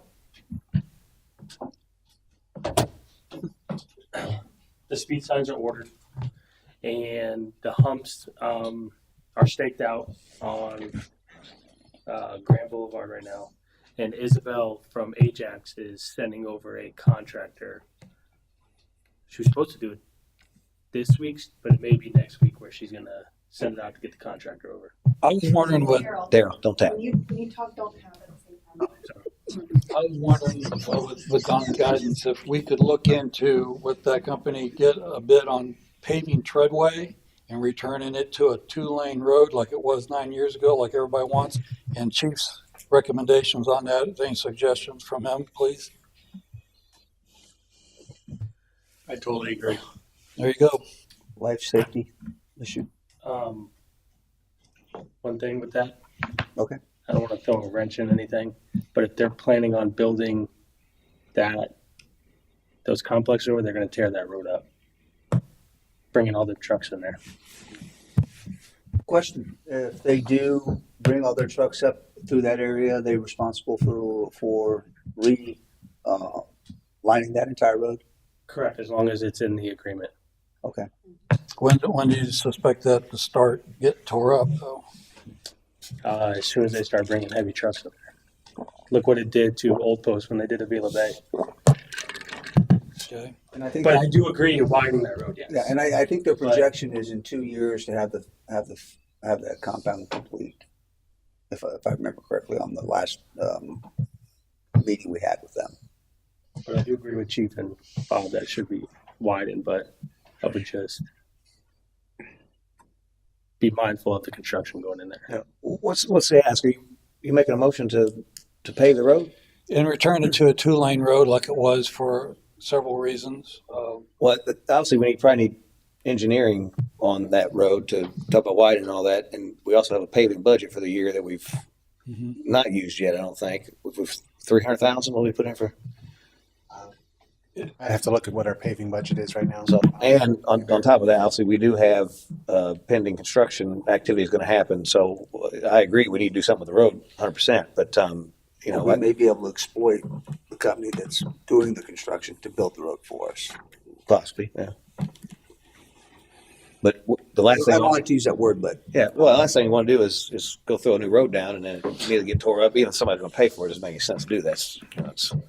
well, what I'll do is I'll have a conversation with them to see what their overall intent is and project goals are, and then from there we'll address it. I mean, we'll come back to you. Okay. Are we able to assess it earlier and just fix some spots on it at least?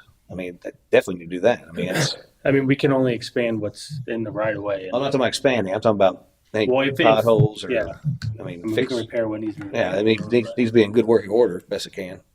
You're talking about the little L-shaped thing? No, treadway going down between Pirate Bar and Gill Dogs. And there's if I'm correct, because I've done it in the past, there's options to not completely redo the road, but resurfacing, cost-effective resurfacing that we can do that will get us through that period of time before it gets destroyed. Yeah, you can put millings, some good millings down.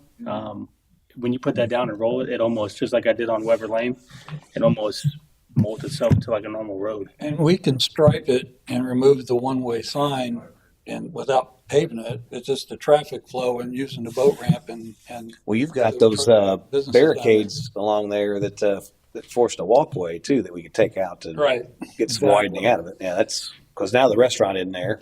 So, I mean, I think we need to be cautious how much we're rebuilding down there when it's all going to get torn up anyway. I mean, just my opinion. We talked about with Frank down there about just patching the potholes right now, making it look a little better than it does now. And that's all I think we're expecting you to do. Yeah, I wouldn't look to redo the road as far as widening it, because like you said, you get into engineering, you have to worry about drainage. Things like that start coming into scope. We might need 3 lanes by the time it's done. Make a turning lane, and who knows what's going to. If you make it a 2-lane road, and then you don't know with the development and everything what their needs are going to be. Yeah, we're going to have traffic studies where their interest is going to be. But what we can do is that we can probably find the edges of the road, remove the delineators that were the plastic things from the roadway, remove them, edge out the road, see how far that the existing road actually has. See if we can stripe it at least, so it can go both ways. Take down the signage.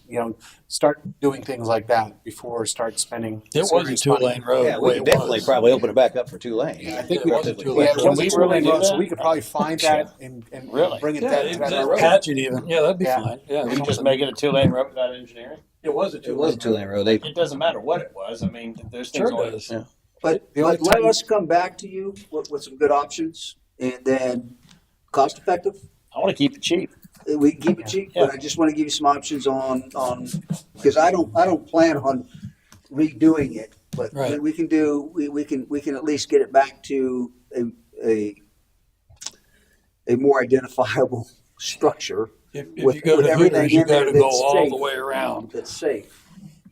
It all comes down to measurement, really. Yeah. If we find the edge of the roads and we have what is required to to have 2 lanes, and you have the width on both sides, then it should be a problem. And no, you won't have to do engineering as long as you're not.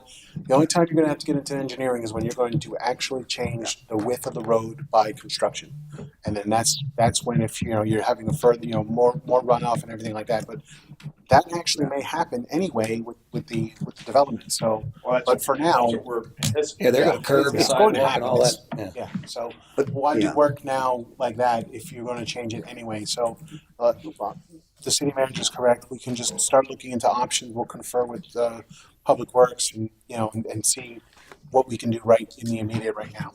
That doesn't involve engineering.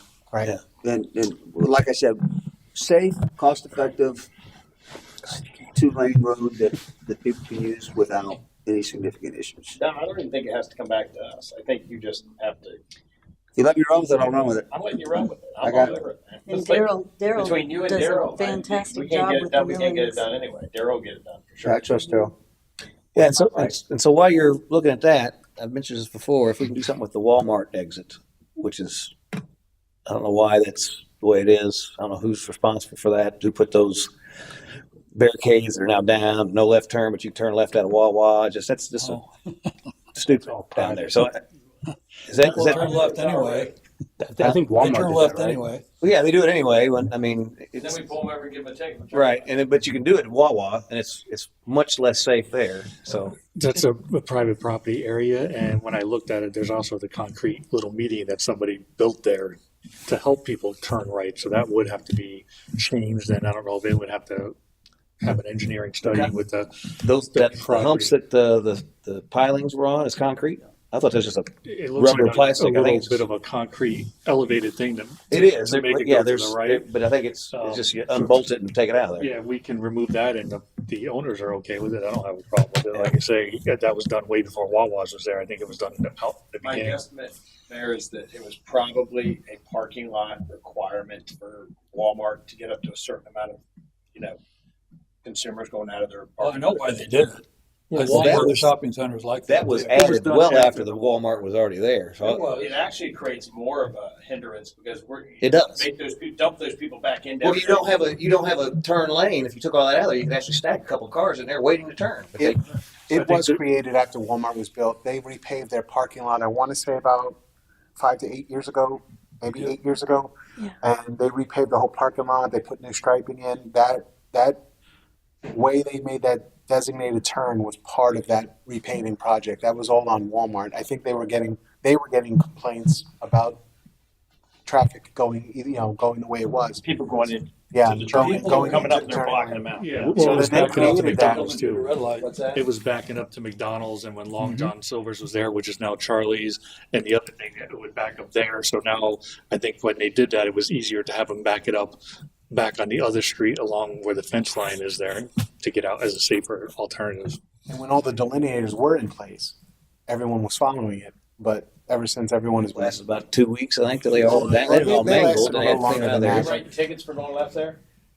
I don't. I don't know if any of my Your guys are. team, I right? tell you, my guys are more concerned with the speeders and the crazy drivers on 19 and the other roadways than somebody making a left turn out of there. But if you did it in front of one of my guys, I'm sure they would stop you.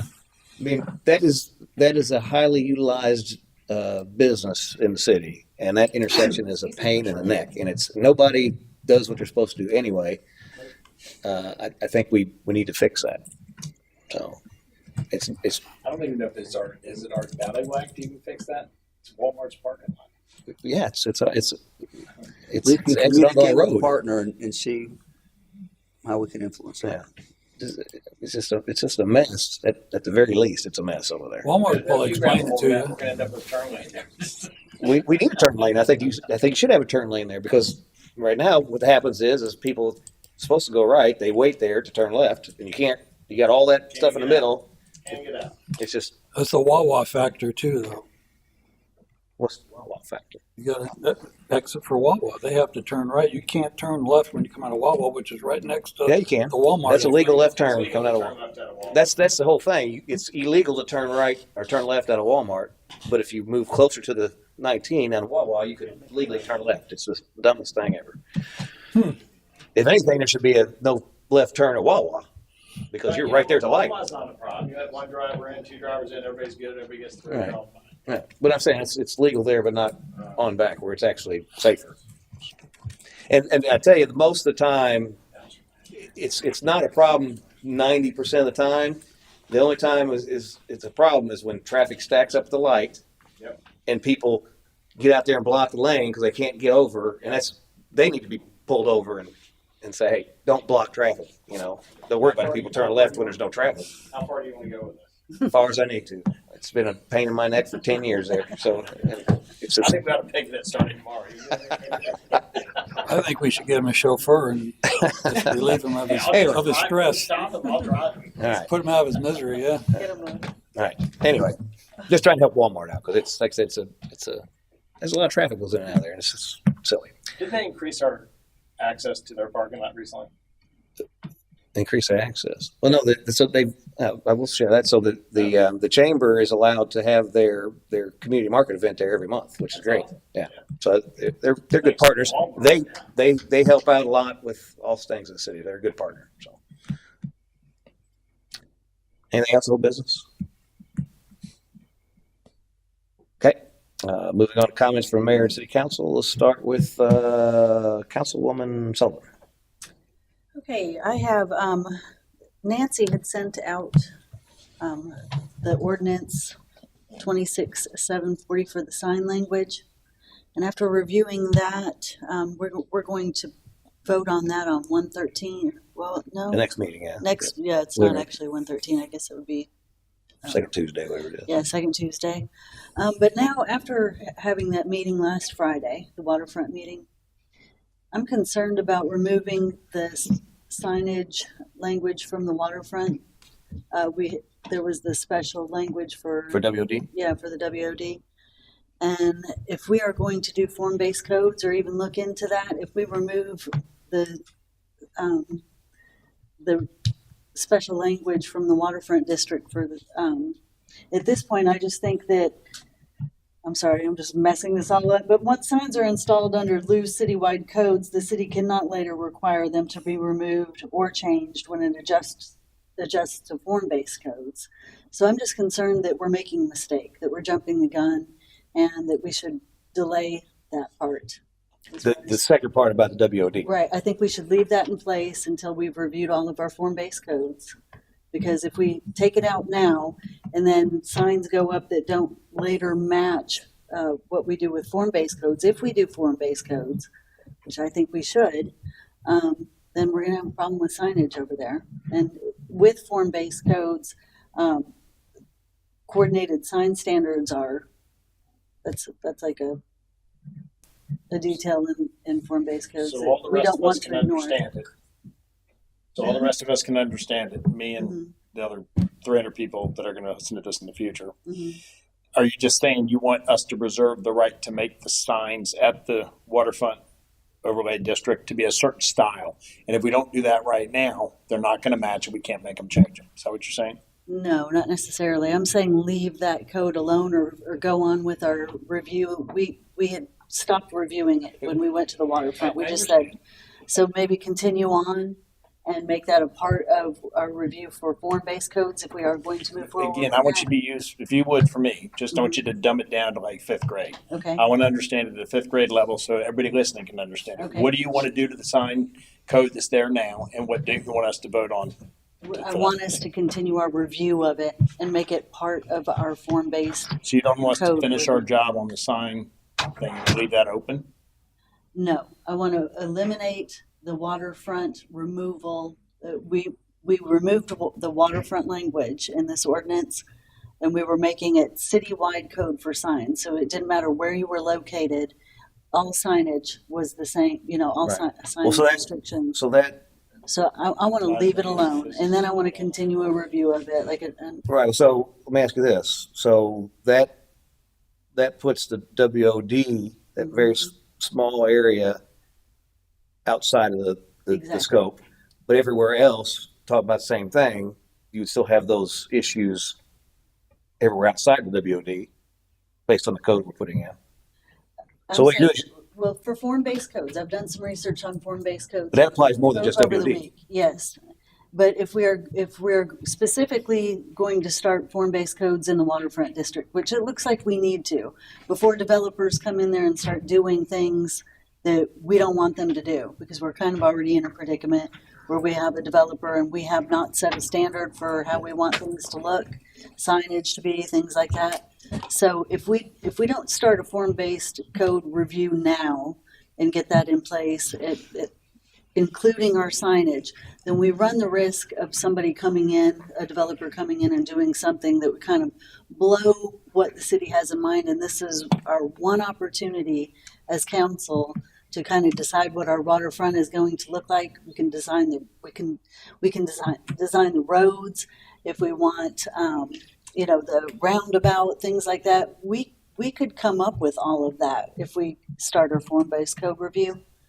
And we don't want to remove the signage from special restrictions on signage from that right now, because if we do, then we could be stuck with something for decades that won't be part of our future vision when we get into this form-based. Well, what about the other parts of the city, like let's say Grand Boulevard? Right, we can do the signage in the city.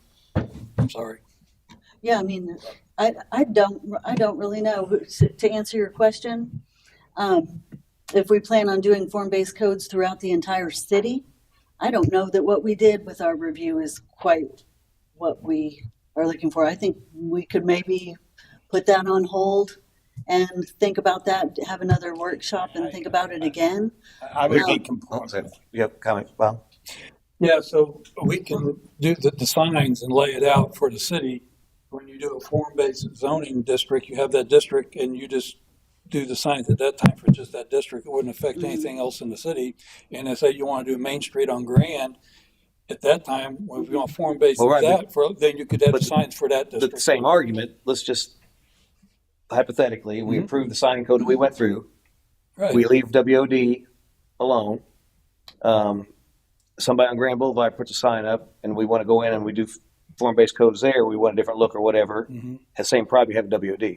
Now, another thing is a big issue that we have is digital signage that Catches is trying to, and they've been waiting on this ordinance change. And so if you was to leave what we have in there, all the stuff we just changed would not apply to them and they would still not be able to fix their sign. We could do whatever's necessary if we all agree on it. Like I said, we'll continue our review. And if there is something specific that they want, we can make sure that happens for them and get that into the reading that's planned for next month. But I just think we are jumping the gun by eliminating all the language in the waterfront and making it citywide, because right now the hot spot is the waterfront. And if we don't protect the sign language now, if we don't capture it for what it is now, somebody could come in and do something that is really kind of far out, and it's really a coordinated effort. Signage, roads, the look of the buildings and everything. So we might really be making a big mistake. But I would like to say, before everybody has an opinion on this, that you actually watch some of the videos on form-based code, because once you see that, there's like tons of them on YouTube. I spent a lot of time on that this week. And that's when I really started to realize we might be making a huge mistake. And we could actually do the city a great service by adopting form-based codes in at least the waterfront, and then systematically go through the city on a case-by-case basis of different areas and what we see for them, because it's not necessarily that you want it all the same throughout the entire city. You could compartmentalize it, you could say, but it's just we're running a risk by doing this right now. Orlando has 20 districts. Yeah. Yeah, I do. Yeah. I think I'm applauding you for spending hours on YouTube and all the stuff you did for that.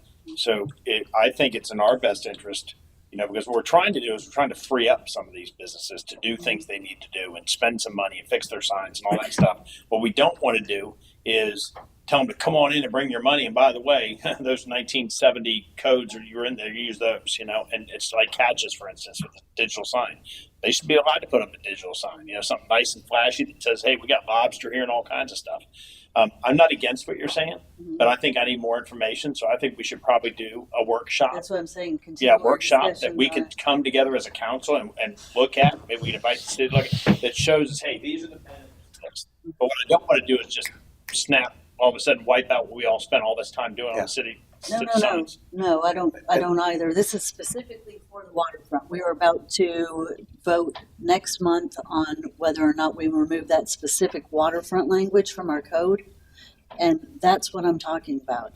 That we stopped our review short of doing that because we said, well, why have any special language for the waterfront? It's not about restricting them. It's about making it a uniform looking area.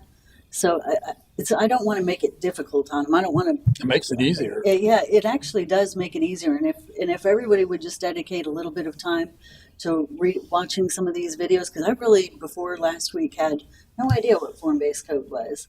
So where did you get the idea to go check out form-based code? Because we talked about it in the meeting Friday, and code, code is it triggers something legally in my mind that's something I need to look at. And I did. And that's when I realized, wow, we might be making a huge mistake. And I really think it will make it so much easier on the waterfront businesses. As I reviewed it, I thought of the gentleman that came here from Catches and said that he did want to see some uniformity and he did want to move forward with some of these things. And I thought, wow, he is in support of what I'm watching here in these videos. I can already tell by what he said when he came here that he was in support of that. And he's like one of the major players over there in the waterfront district. The guy that has all this private for sale come out? Excuse me? Talking about Catches. Catches. Oh, yeah. The Lowe's. Lowe's. Yes, those Hooters and Franken. Yeah, those are the ones that are waiting on the So I design. think, I just think we ought to be cautious here. Everybody, maybe between now and the next meeting, if we could all watch a few videos on form-based code, kind of get an idea of what that means, because it's not scary. It actually unifies areas to where they don't have major decisions to make. They can come to an area and say, or look at the code and go, I want to be in this area because of this. It's not restrictive, it's engaging. Yeah. So The concept is spot on. I didn't watch it one. I watched like many though. So well, I'm not form-based code. The concept, I think we need to look at areas for that 100%.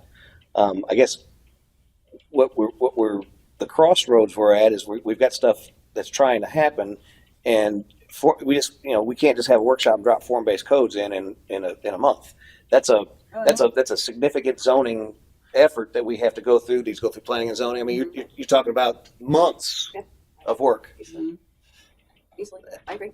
So, I mean, you're talking months of work, and so we've got stuff happening right now that people, and so reality, the restaurants and stuff that are already in the waterfront overlay district already have their signs. They're just trying to, they're not going to really be paving the way with new stuff. They're just going to do what they have, fix what they have, or whatever. Not new signs, new development coming in.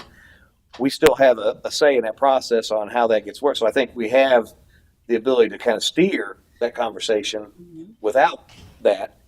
But again, if you pick up and say, okay, we're gonna adopt the sign code, we're gonna leave the waterfront overlay district alone, you're causing significant problems for the waterfront overlay district who's been complaining about that for. Well, there are other avenues to get what we need done though. We don't have to.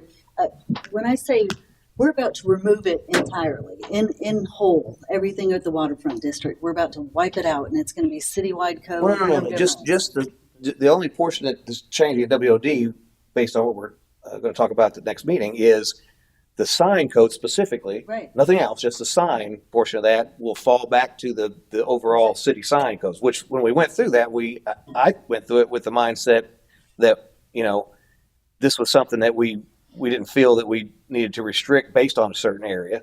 I did as well. Right. But now my mind is changing as after that meeting that we had, and after my review of form-based codes, my mind is changing on that maybe that's not the best idea, and maybe it doesn't even serve the people, the business owners at the waterfront.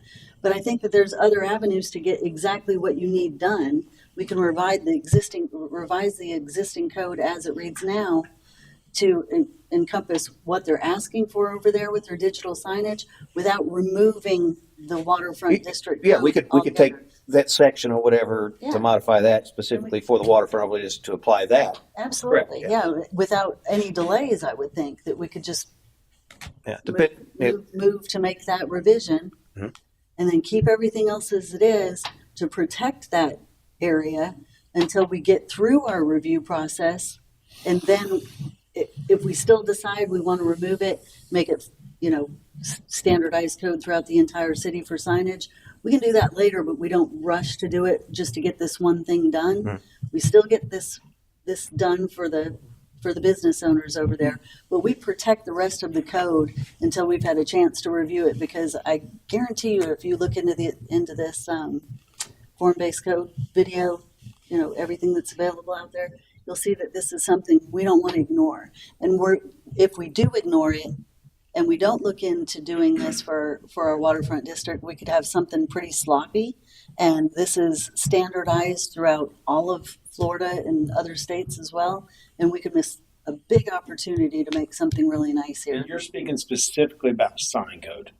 Because it's coming up next month and we're about to remove the specific sign code language for the waterfront district. Right, I understand. And so I want to understand, protect that but- right now. But just the sign code, Right. we haven't got a permit yet for anything down there. We could always go back in, and after we get educated and go through whatever we have to do to figure out form-based sign codes, we can go back in and change it anytime we want to. The waterfront sign code already has restrictions in it about, and I call them restrictions, but it already has language about a fishing village theme. I understand, we just removed all that, and we're, we can always change it back. We all come to a workshop and go to planning and zoning and all that stuff. We can always change it back and change it some other way, but we already voted to take this the other way. If I could, so encourage if you everybody could help to- me, Nancy, I believe we're talking about section H, signage in WOD. There's 5 items. Okay, so here's what is different about signage. I think we got time. We can go through it. Number 1, only one wall sign shall be permitted on the front facade of the building. The wall sign should not project outward from the wall to which it is attached more than 6 inches. Now, obviously, our other sign code has its own parameters, so there's an additional restriction on that specific one. 2, the area of the signboard should not exceed 25 square feet, nor shall it exceed 10 feet in height. Pole supports for signage should be as decorative as possible, composed of materials consistent with the design of the principal structure, and have a landscaping base at the foot of the pole, a minimum of 5 feet wide and 5 feet deep, with an area of not less than 25 square feet. So there's another section that is specific to WOD. Number 3, one secondary wall mounted sign not exceeding 25 square feet in area shall be permitted on any side entrance open to the public. Number 4, signs shall be made of natural wood material, painted wood, or synthetic material with a natural wood appearance. No banners, plywood, wallboard, particle board shall be used for signage. And I can tell you that didn't even apply to any of the signs down there right now, but that's in there. And so any new sign would have to be made of natural wood material and all that. Number 5, neon, electric message board, variable lighting system, and other illuminated signs shall be prohibited except where a variance has been granted. Such a variance shall require a special permit from the building department, which shall be subject to approval of variance from the Board of Adjustment, subject to the city's standards of various section. So there's not a whole lot of restrictions anyway, leaving that in there. And nothing in there of any value in keeping, in my opinion. So I think all you do in the meantime is convolute the WOD with these few little things that really doesn't serve the purpose of what you're trying to get to, which I agree with. I think we should look at form-based code. You could also build on your code, on your waterfront code. If you I think we need to overhaul it, to be honest with you. Yeah, absolutely. And I'm saying we do need a review of it, but to eliminate it right now, I think it's premature. We're not eliminating it. All we're doing is we're taking these 5 things, which you agree, number 5 needs to go anyway. So we're really just taking these other 4 things, which is talk about square footage and a couple of things out of there to align that with the other sign code, which I don't see that's of any detriment. Simplifies the sign code for the people that are down there right now. Excuse me? It simplifies the sign code for the people that are down there right now. Nobody's going to, wooden signs and all these other things, that's just tying their hands. Yeah. Well, so let's do this. I mean, We haven't reviewed what we even want it to look like down there yet. And somebody did at some point in this city. So we can review it, planning, right? Zoning did that. I don't know who did it, but somebody did it at some point to say that how they wanted that to be. Yeah. We're just coming in and we're saying, no, that's not what we want it to be anymore. But we're not reserving anything for our future review, which we didn't really do. We just Would you not agree that we want to come up with a theme for the whole waterfront down there? Yes. So this is one we'll do. We'll incorporate all this into one thing. And right now, I don't think we're prepared to tie anybody's hands on anything because we really don't even know what we want. So if I could, again, we're way in the trenches here. So point taken. Yes, I'm at. Yeah, I do, because what I'm requesting is it is a full review, so it's not that it stays like this. It does through next month, how it reads now, but I wanted to go through and make a review of it to where we could start putting in there what we want for that area. So is there a And problem? then that would be, So you're wanting to remove it from the agenda? yes, Okay. basically, and I want to workshop to where we would decide what the new code, it would still be a waterfront specific code, but what that would encompass. And in the meantime, we could do, what we need to do for the. Well, the item at hand, the most important thing is it's set for agenda. Okay. And so if I get a motion from you that you want to specifically remove the WOD portion. Mm-hmm. Yes. Okay. Or review. It has a separate ordinance number. Yeah. For the WOD, it's two different ordinances. It does. I know we're going to get the Lowe's individual sign up though. Well, let's deal with that in a second. So let's see how this pans out. So I got a motion. Is there a second? I'll second it. Okay. Motion is second. Any further discussion? Any public comment? Seeing that, put a roll call vote. Ashley? Councilwoman Sullivan, what is your vote? Aye. Councilman Hubbard, what is your vote? Aye. Vice Mayor, your vote? Nay. Mayor Gruber, your vote? Nay. Okay, the motion does not carry.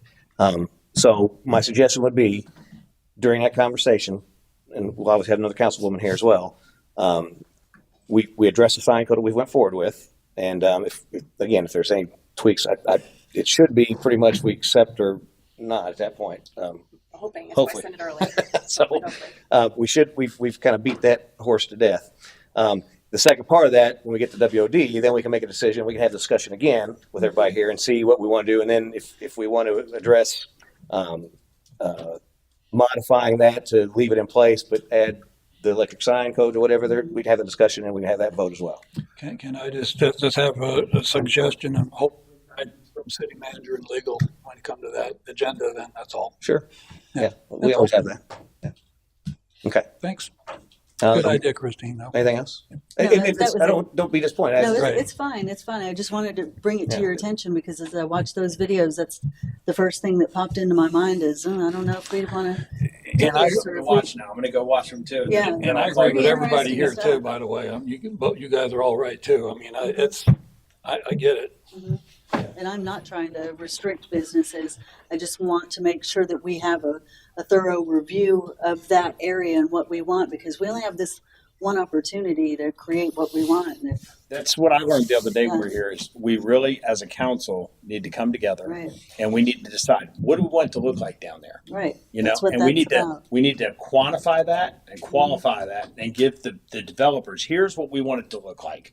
So when they engineer and design it, they design it like we want to, and we don't. And the good thing is we do have some time, Mm-hmm. right? Sure. So please don't think I was against you on that one. I really wasn't. I'm not worried about that.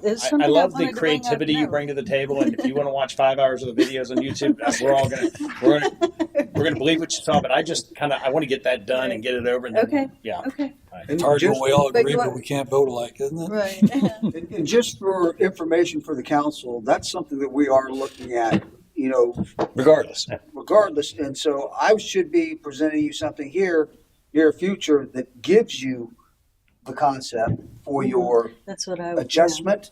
And then, maybe that'll help with the signage type based on what you see and what you like. And would that go to planning and zoning first before it came to council? It would. Mm-hmm. They would basically work all that out and we would get it after that. Right. It's a significant effort to introduce that. So let them do all the work. What's the proving? I know. Yeah. That's what we're here for. Yeah. Do you have anything else? No, that was it. Councilman Hubbard? I'm good, thanks. Vice Mayor? Are you going to talk about the Tallahassee trip?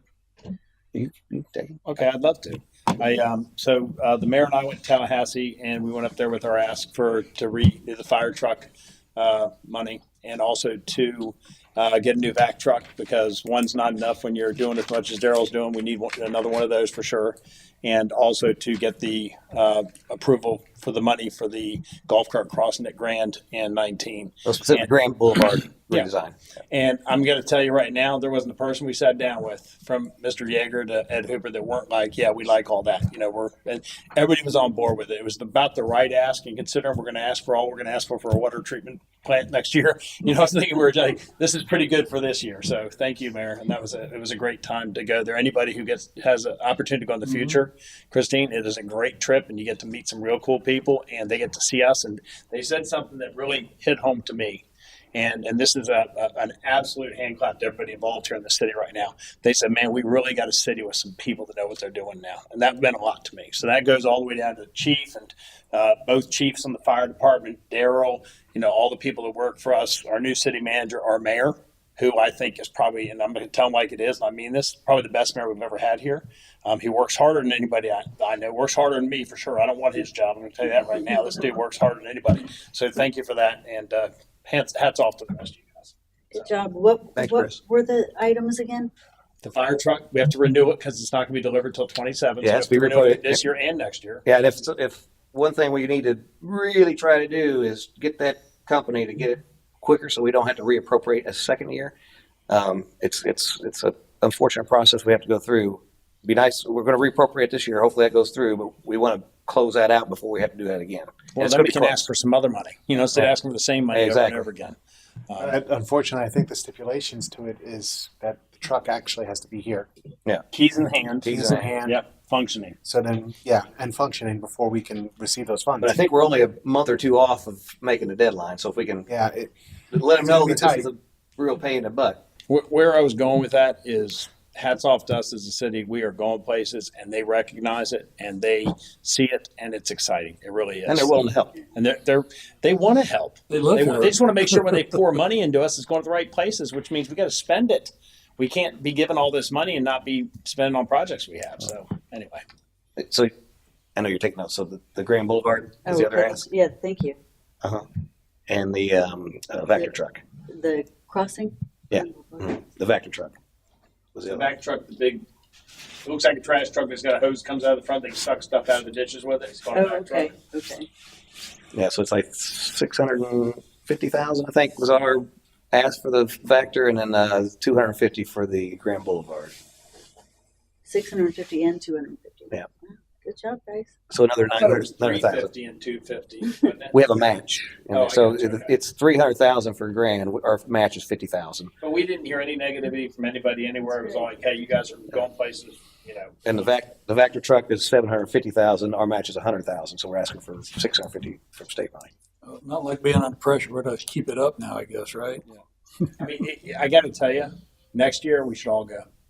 We should all go up there, because if all of us show up there, I mean, Dom is there. He knows it means a lot to those people when you go up there. It does. When you're face to face with them and you're taking pictures with them and you're shaking hands, you're in their office and, they get personal with you. They remember your name, all kinds of stuff. Especially that we're going to be looking for a water plant, so that's a great idea. I think everybody. Yeah, if we're asking for 47 million, every one of us is going to be there. Right? Yeah. With empty water bottles. With empty water bottles. So the encouragement is, let's all Dirty dirty water, water, dirty water next under year and go up there. Yeah, okay. Yeah. Sure. Take them out to dinner. Kind of crept up on me this year. I've had, No, no it big was deal. right at the holidays, and I just came back from Tennessee, and I'll plan on So next year if I this wanted to go this year, but I'd love for all of us to be able to walk in the office up there, all 6 or 8 of us, Chief, you too. Come on, let's go.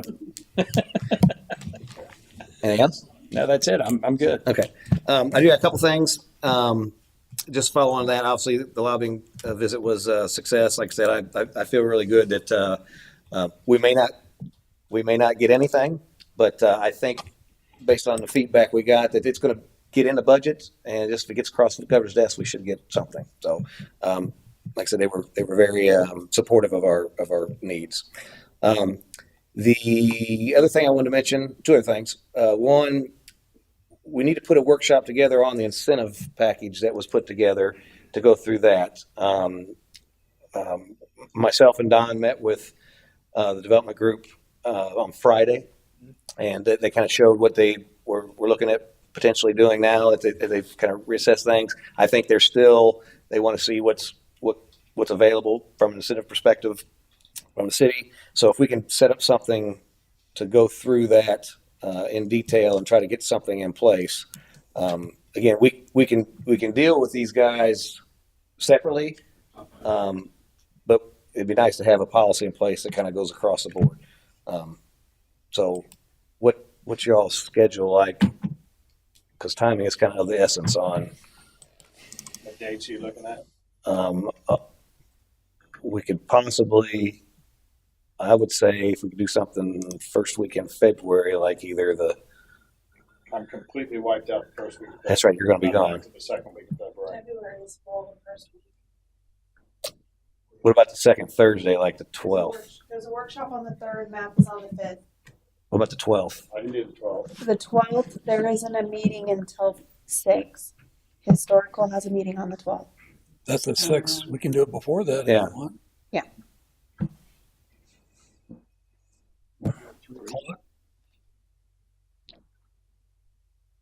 Yeah, let me look.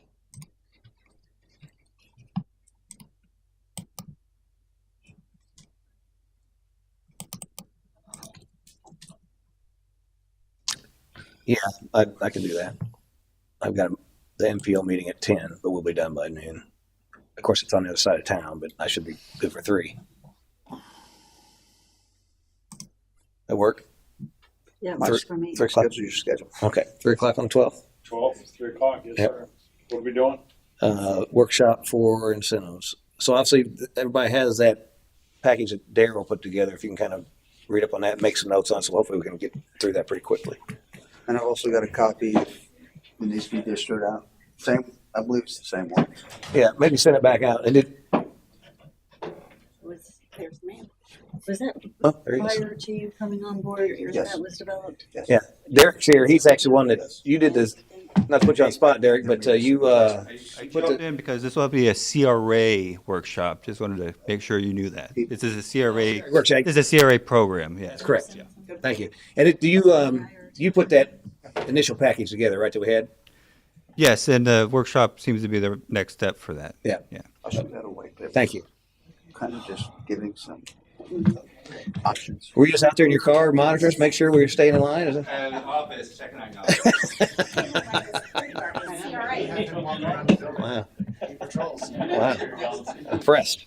After hours, he's our security. Just want to love that you done your multitasking. Yeah. Get your money's worth out all those employees, right? Any chance you could do some like weekend code enforcement or anything for us too? Okay.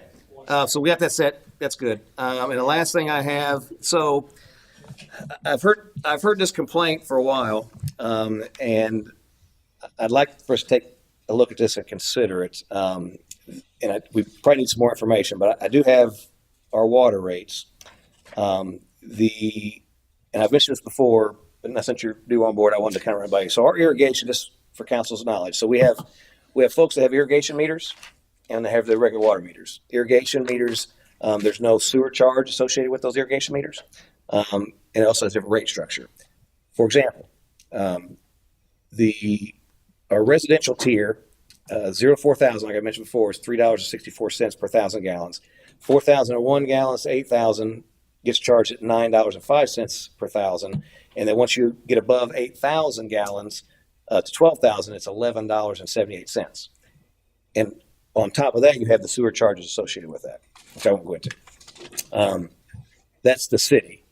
The county is a little bit higher than that on all of them.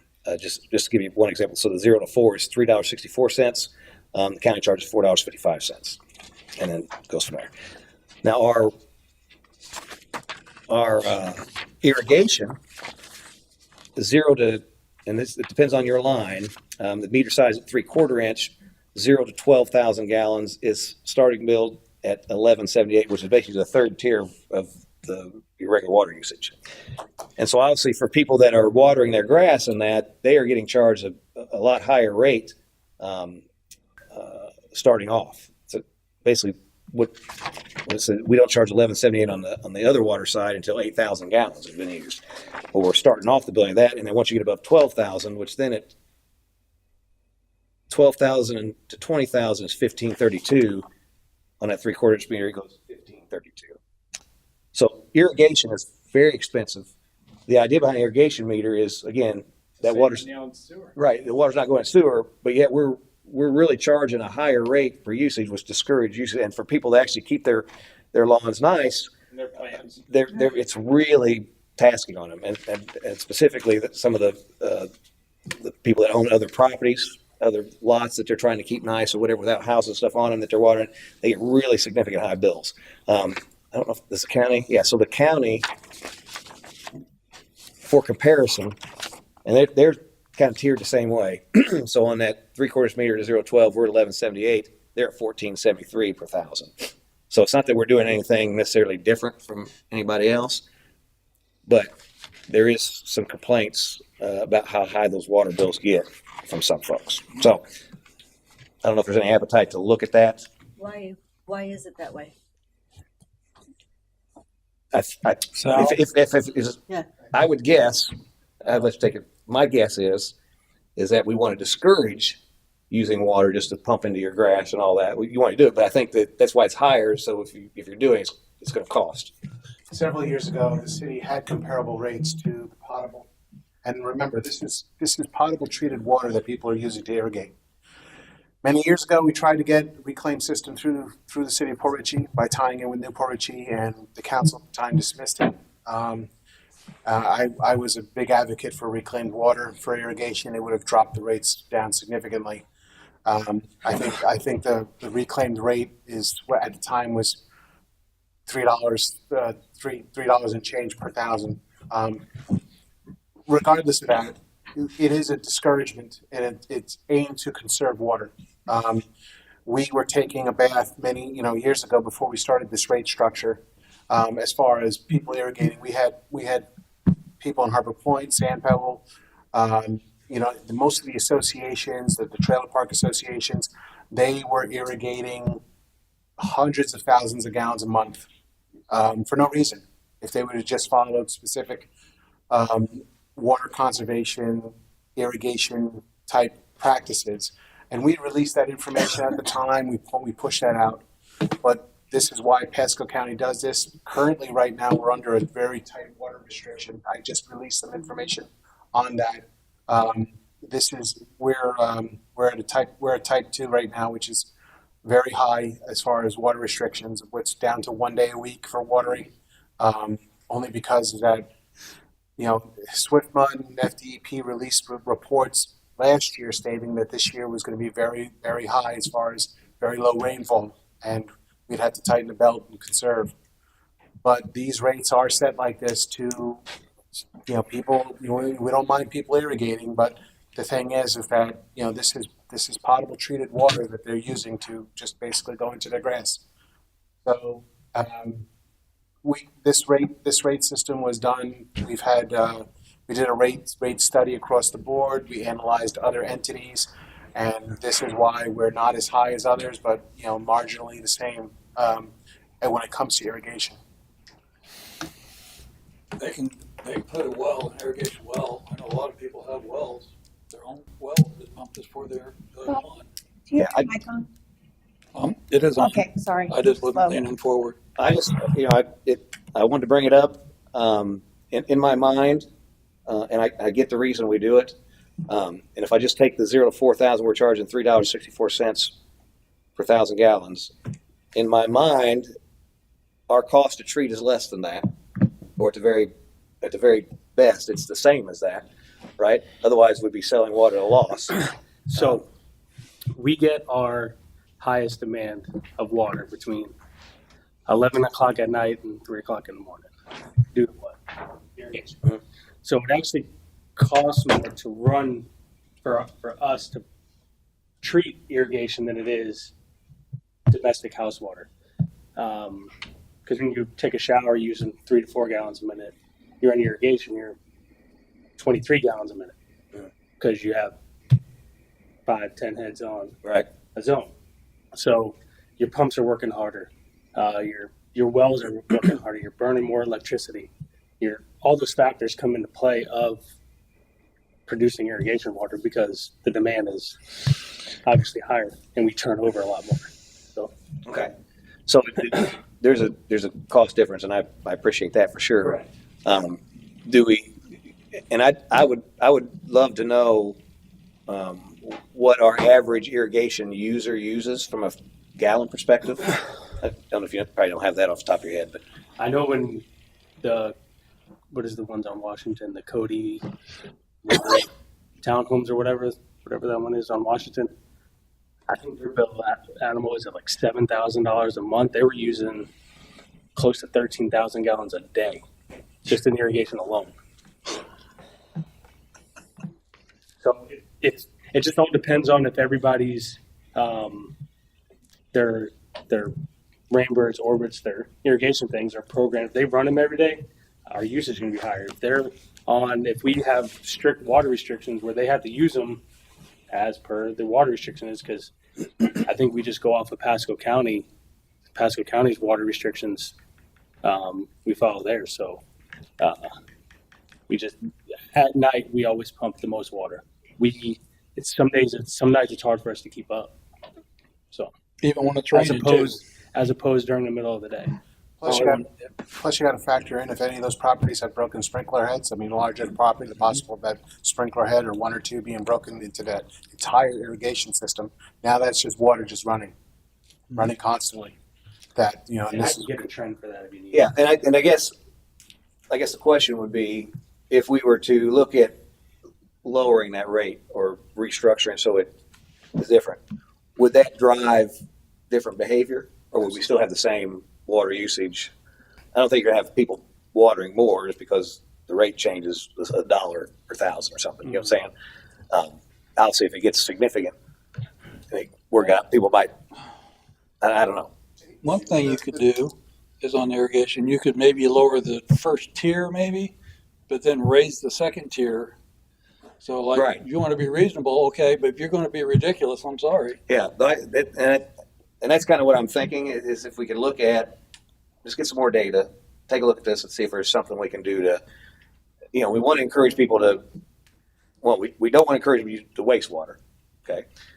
We want to, and another question on that, when we have our, like we're in there now, limited, do we shut our irrigation system off, or people on our system just not to do it, I guess, right? we don't When they say only water once a week, do we don't only enforce it at night. Yeah, we have nobody going around at night enforcing it, writing tickets or. So it's on their honor system. Anyway, It's kind of it's on the honor system. I mean, we're not going to have police going, knock on doors in the middle of the night saying, hey, I saw you water yesterday. You're watering again today. I mean, unless chief you want to. I mean, you want to start that And water conservation program. We can talk about that. and when it's raining, it's probably sprinkling too. Chris? I'm in our neighborhood in Harbor Point, many people have gone to artificial grass. And I pay $400 a month to water my lawn in Harbor Point. I've decided it's gone. I'm getting rid of it. I'm going to go with artificial grass, and I'm going to cut the thing off at the one that I paid to put in, the water irrigation thing that I've been paying for, because at $400 a month, I don't really need grass. I let the dog go to the bathroom on the artificial grass and go out there and pick it up. Right. You don't need to mow it either. You don't have to mow it either. I cut him off too, poor guy.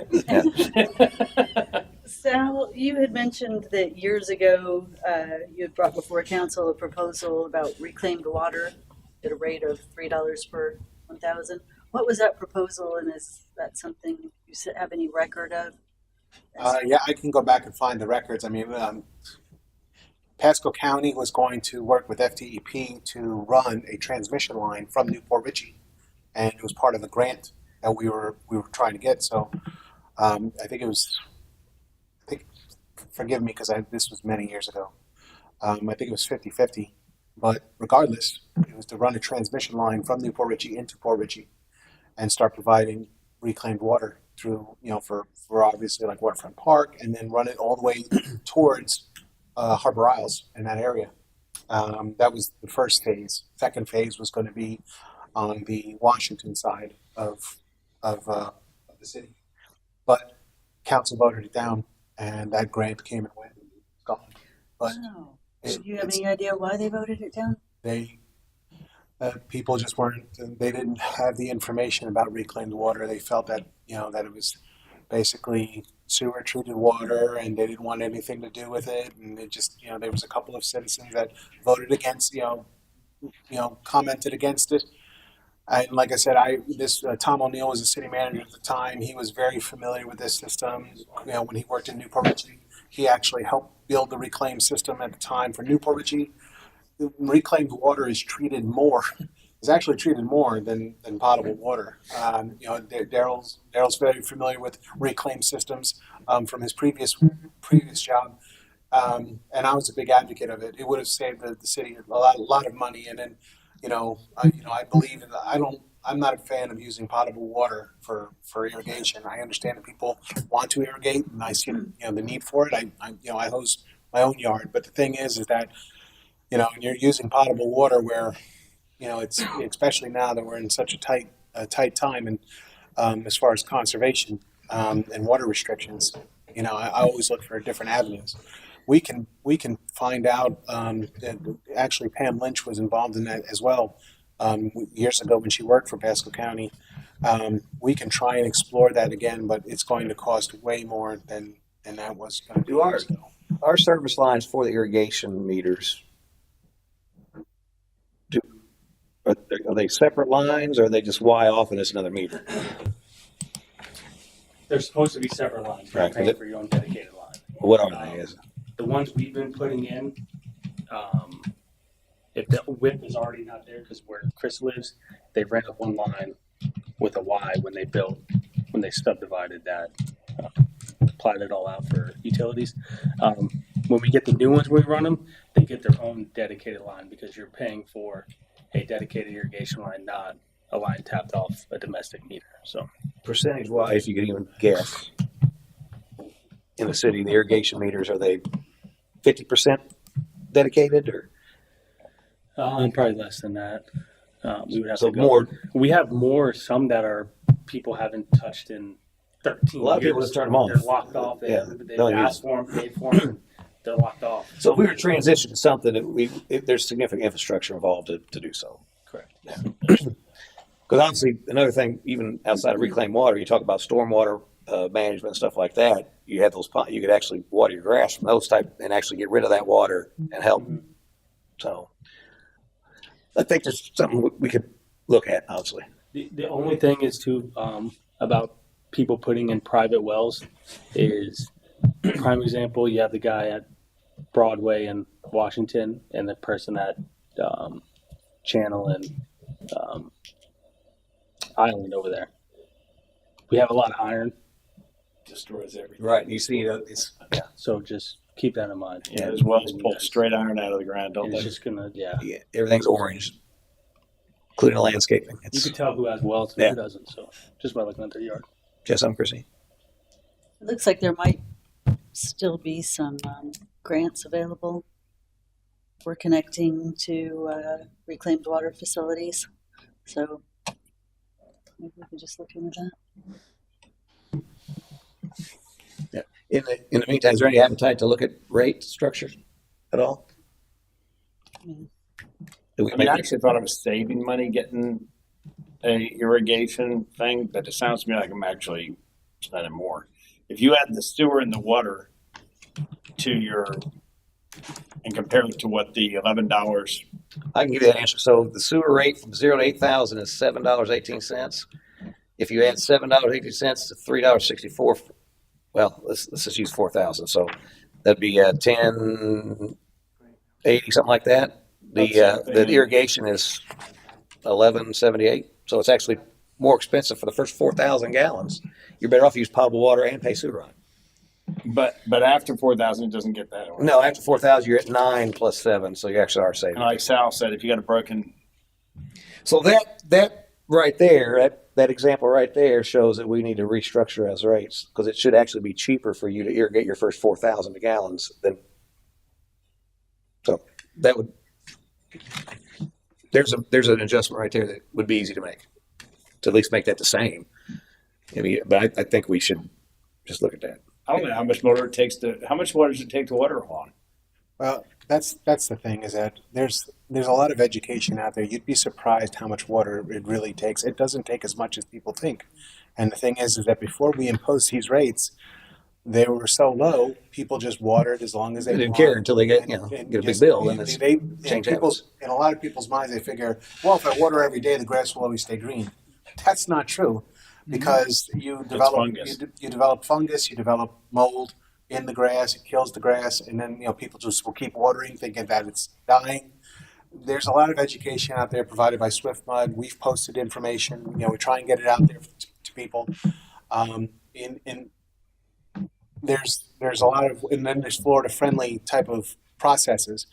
People are switching to artificial turf. People are switching to the higher type of grass, Florida friendly plants, things like that, which require very little irrigation at all. So there's a lot of those things to consider. We can always bring the rate ordinance, want to look at it, at a future meeting or a workshop, that's fine. But, once again, because, finance director could speak on this, is that, it's right now we have a utility fund, and, we're talking about money for infrastructure, things like that moving forward. Is that something we want to cut? So, there's those conversations as well.